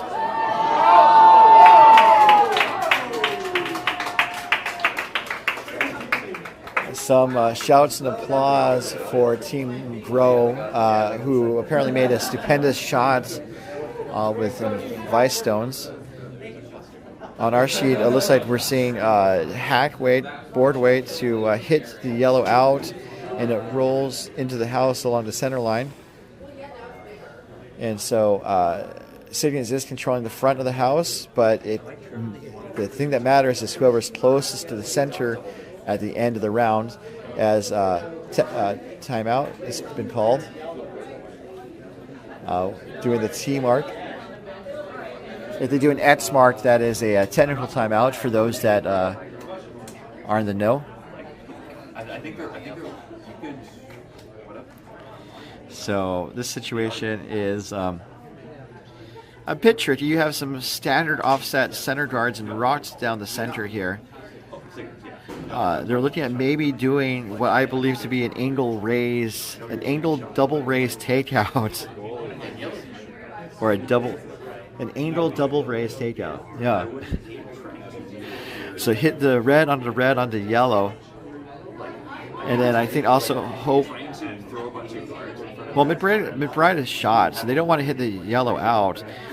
I think they're trying to maybe find ways to clear these guards to open things up again, to have the best possible shot options for their last rock at the end. While they keep talking it over, let's check in on the other sheets. By the way, by request of the YouTube chats, this is an 8-end game.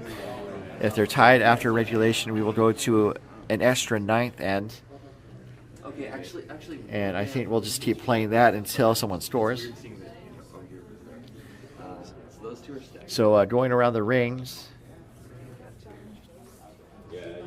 Looks like the sheet A team is off the ice. Or there's still...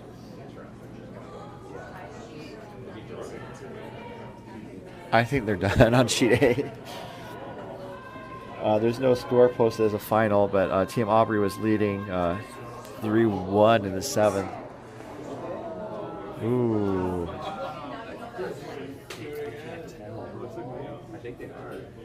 Sheet B, the matchup between Team Grow of Coyotes and Team Walsh of San Francisco is neck and neck tied at 5. But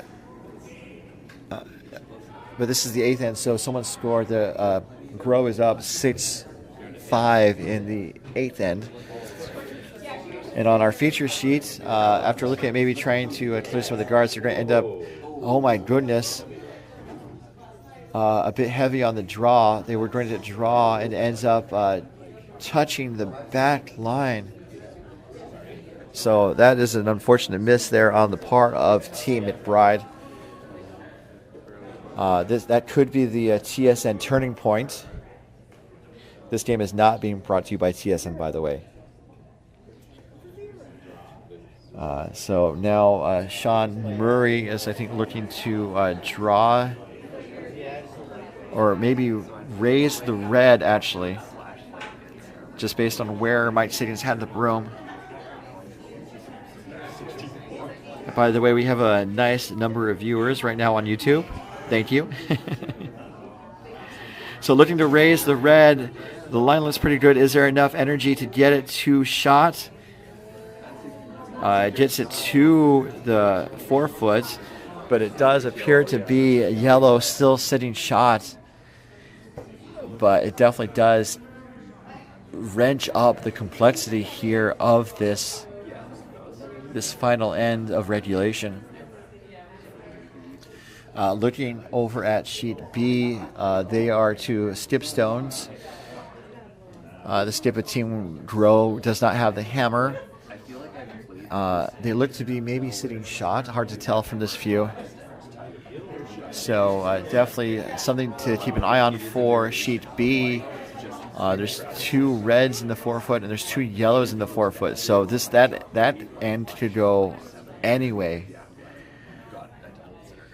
So now it looks like McBride is going to start clearing some guards to open things up. Definitely going to get 1, I believe.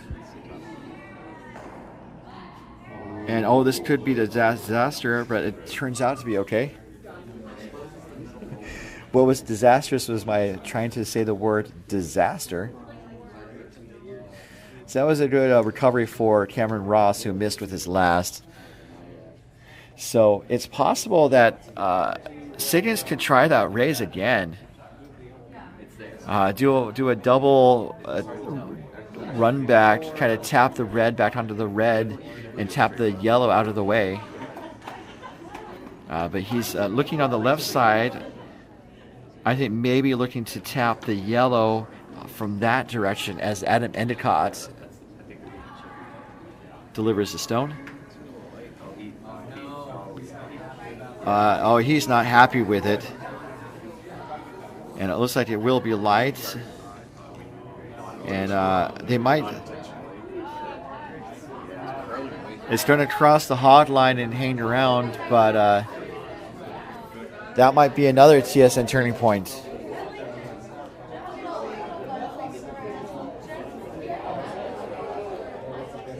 That puts the guard up when they didn't need a guard. However, it looks like McBride is still looking at some clearing operations. Also looking at the angles, I believe. I think they're also maybe concerned that if they open up the center, that Siggins could draw in and tap the yellow out of the storing, or the center storing of the area.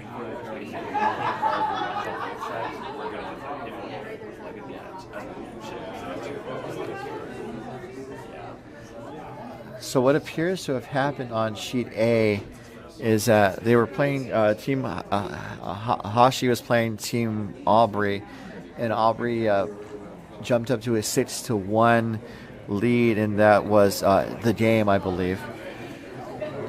So it looks like Clark is drawing on the left side of the sheet, and this.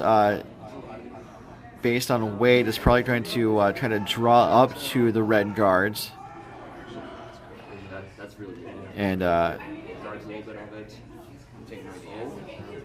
does look good. It does provide more cover.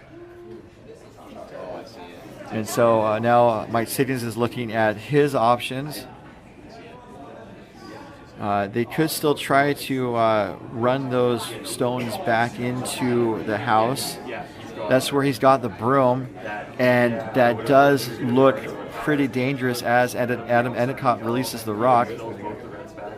It needs to have the right line and the right weight. Endicott was light the last time, and he's not happy with this one either.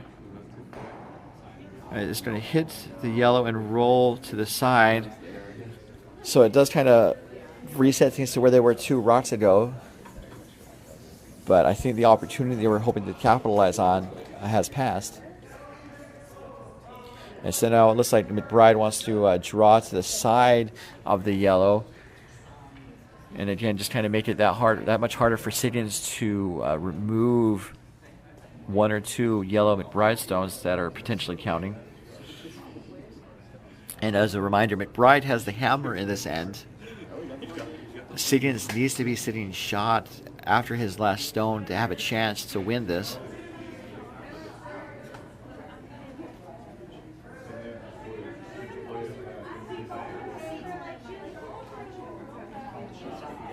So sweepers are really on it. This looks to be a smidge on the light side as they keep trying to push it over on top of the reds. It's going to be short and wide, which is what the nutritionist called me when I visited the other day. But no matter. That run back is still there, as we are now 2 skip stones, and the door is closing, but there is a window still. So that angle run back is still potentially there. I wonder if there's a possibility of the red they're looking at maybe hitting the other red next to it and spinning away. But I guess we'll have to see what Mike Siggins has in mind as he gets set in the hack.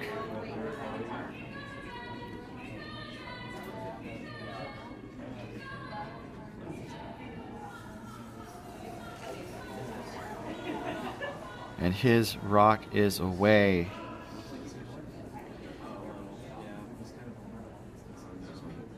This looks to be a little tight. It seems to be on the guard.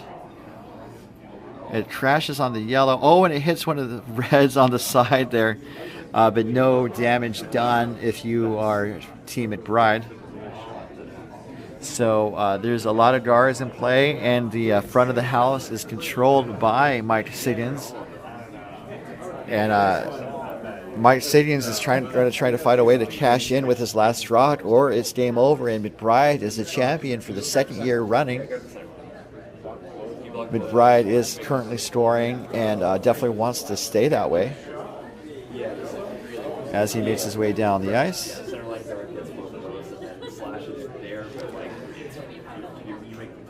So I think they're looking to maybe put up a guard to block off the easiest of the raise options as McBride quickly delivers his rock.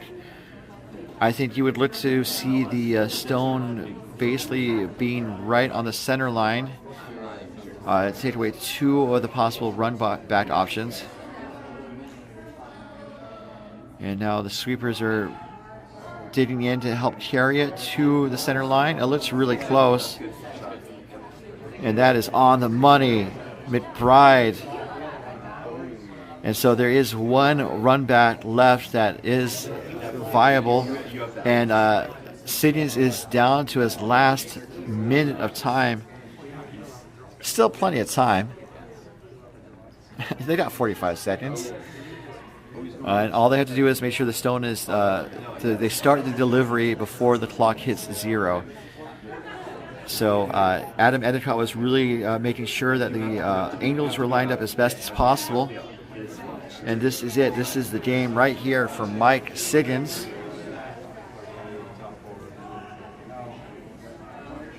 Looks to be maybe just a little wide, but we'll see how it goes down the ice. And it is too wide. It's going to just kiss the guard.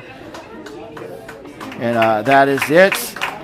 Team McBride has secured the win, winning by a score of 8-7. And that was a championship for the ages. If you have kids, you'll tell them about it one day. If you don't have kids so you can tell them about it one day. Otherwise, congratulations to Team McBride for securing the victory and the berth to the U.S. Club Nationals. And some cheers went up on the sheet B as it looks like Walsh may have secured the win. Or we might be going to an extra end. And again, congratulations to Mike Siggins and his rink for giving us a heck of a game. That was super close. And they're taking photos right now. I might need to go out and take a photo too, so I'll be right back. Stay tuned.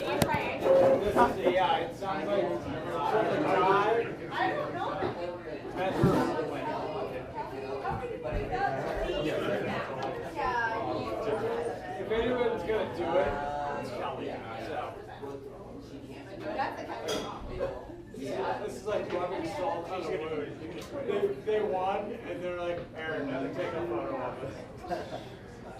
The good is, it's like, we're all like,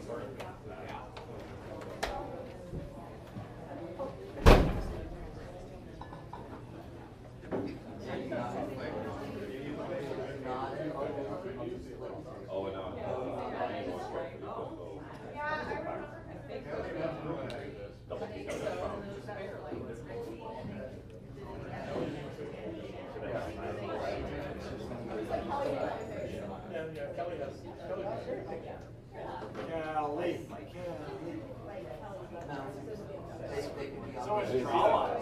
They have their camera out there and take a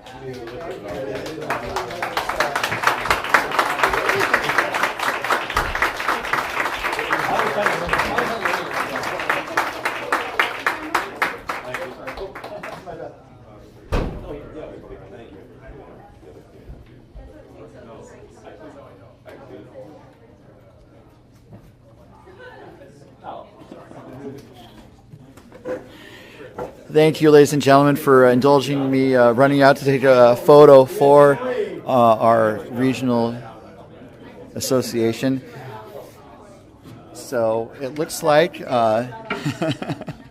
again, Team McBride pulling off the 8-7 win. They'll be going to Club Nationals this spring, and there's a round of applause for the winners. As they make their way up the ice. And then also some cheering going on for Sheets B. And it looks like they're going to an extra end. So while they get set up for the extra end, well, let's switch cameras just to cover that. Let me get our backup camera set up really quickly, and I'll be back with you in just a moment.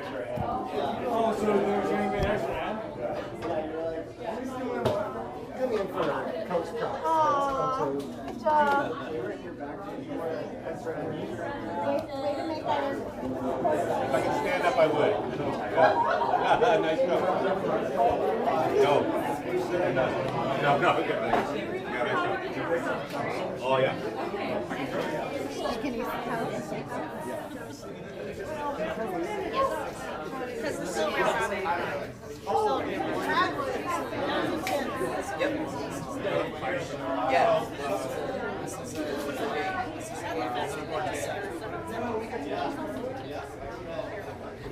Okay, so they're shooting away. Trying to stand up. Just to refamiliarize, Walsh needed a Couple of years. point to tie to force the extra end. And let me change the angle a little bit to make it a little bit more viewable.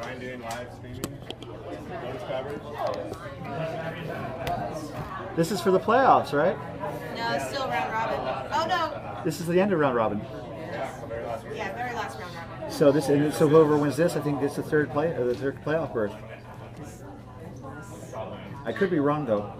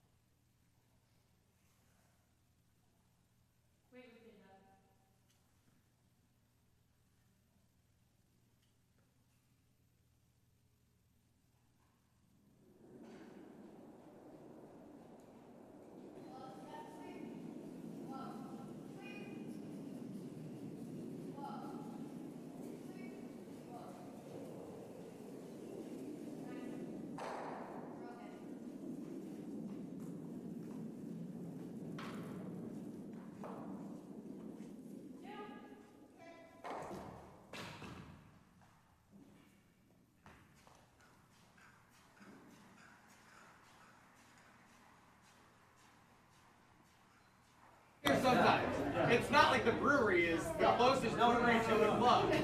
So welcome back to our extended coverage presenting the conclusion of the final women's round robin game.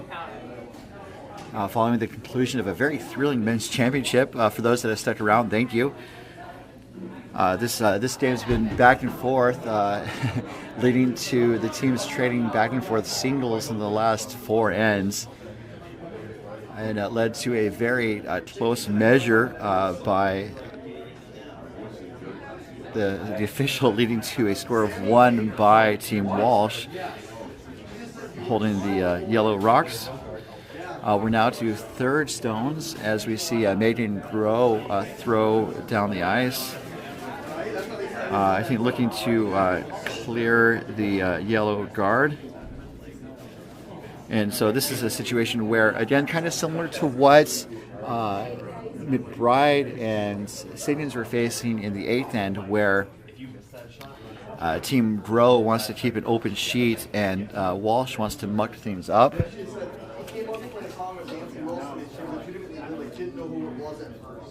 And so Grow's clearing guards, and looks like Walsh is putting more in. And so this appears to be coming from Vice Skip Kimberly Chapin.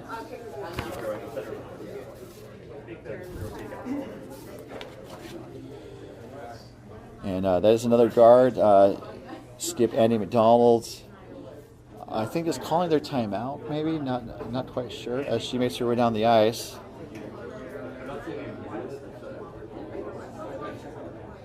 It is a timeout, as we see the coach for Team Grow, Patrick McDonald, Andy's father, make his way down the ice. This is one of the reasons why we have a 90-second timeout. It's 1 minute of timeout plus 30 seconds of travel time for the coach to get onto the ice. And so, again, Rowe is playing with the Red Rocks. It's the 9th end, not the 10th end. If we went to a 10th end in an 8-end game, that would be quite something. So, Grow has the hammer. And I think they might be looking at, they could be looking to come in now as opposed to waiting and letting Walsh get there first.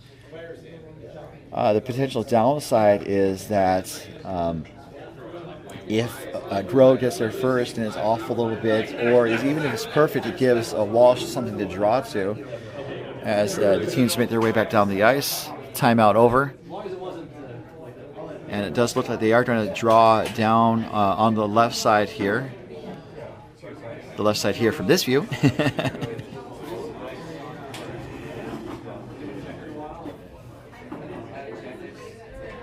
And Megan's last shot is away in this end. The 9th and extra end. I think they're looking to...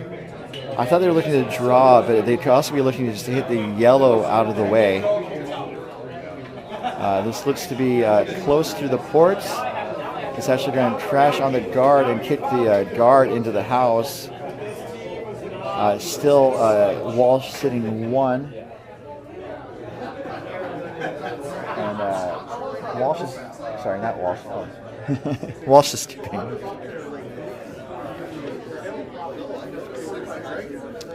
So the broom is down for Susan Walsh as she heads down the ice.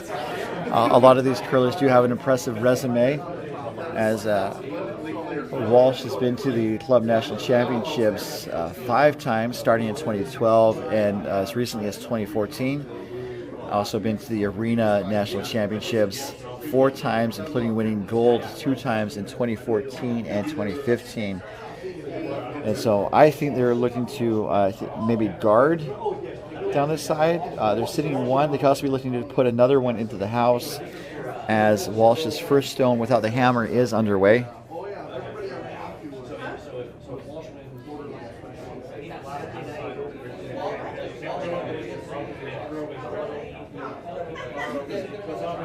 And it was, I think, an okay move to move the cameras, but I almost lost one. The draw to the house is successful. The stone is going to settle in the back 8 foot near the 12. But that does give Andy McDonald the path to follow. So if Andy McDonald can draw down, maybe sit on top of it. I don't think they want to keep it high, just because of the risk of then Walsh doing a takeout and then blocking the path for McDonald's last. So I think they want to be a little deep in this. I think maybe back 4 could be a good shot. As Andy McDonald gets set in the hack, she pulls back and releases. This looks to be a little bit more weight, so I think they are going to make a play on the yellows in the back of the house. It looked like a lot of weight, but this is kind of a board weight. It's a little bit wide, so it needs to come back, and it's not going to. It just kisses off of the yellow in the back. And so it's third shot when McDonald needs to be shot.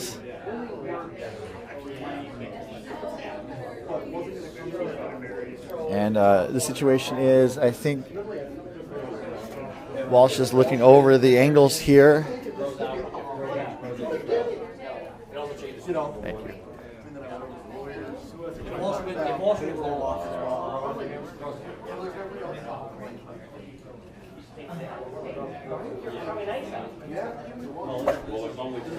So Walsh seems to be drawing. I bet they are.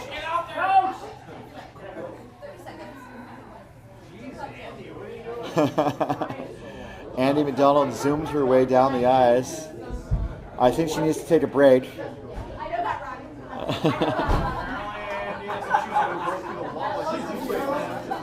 So Skip McDonald has left the ice for Tim Grow, I believe, for business of a personal nature. We'll keep an eye on that. On the ice, not elsewhere.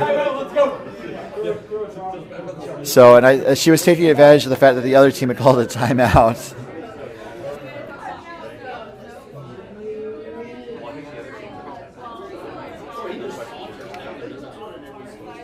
So the coach for Team Walsh made its way down the ice. That is Coach Eric Chiarilla Jensen, pardon me. I think the shot for them to make is to draw to the top 8 and block that path, and then force McDonald to draw on the right side. He's kind of indicating to go almost as deep as the 4 foot, maybe. I don't know if people online have an idea of what they would like to do with a shot like this.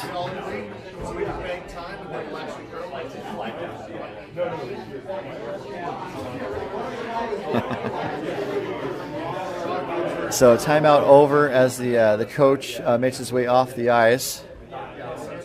And I think they are going to do that draw through the port. I think they are going to may want to go to as deep as the 4 foot. So just to recap the other games that we saw today as the Skip Walsh gets set in the hack. Sheet A concluded early as Team Aubrey won 6-1 over Team Hashi. And Susan Walsh's first rock is away here in the extra end. This is only the second extra end of the entire tournament. And they all came in the last 2 draws.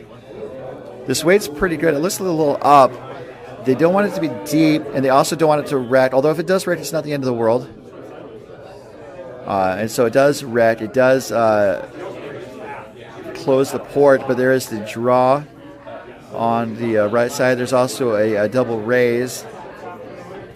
And McDonald is back on the ice. I guess the nice thing about it being her turn to throw is that she didn't have to run back down the ice to make her final shots.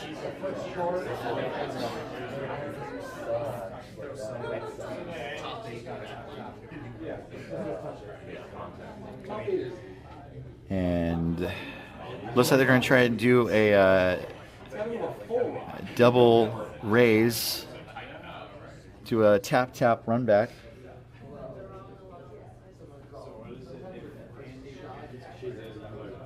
And just looking over to make sure they have the right shot. McDonald steps out of hack, exchanges some low fives, some hand slaps, trying to get some to keep confidence high, keep spirits high as she gets into the hack. As she winds back and delivers. And this weight looks to be good for what she's trying to do. I think they don't want to hit it hard enough so that the red goes through the house out of play. Sweepers need to stay on it. It's losing weight and it's over curling. Maybe looking for a plan B here. Gets it. And the cheer goes up and it's handshakes as Team Grow secures the 8-7 extra end game there. So great play all around.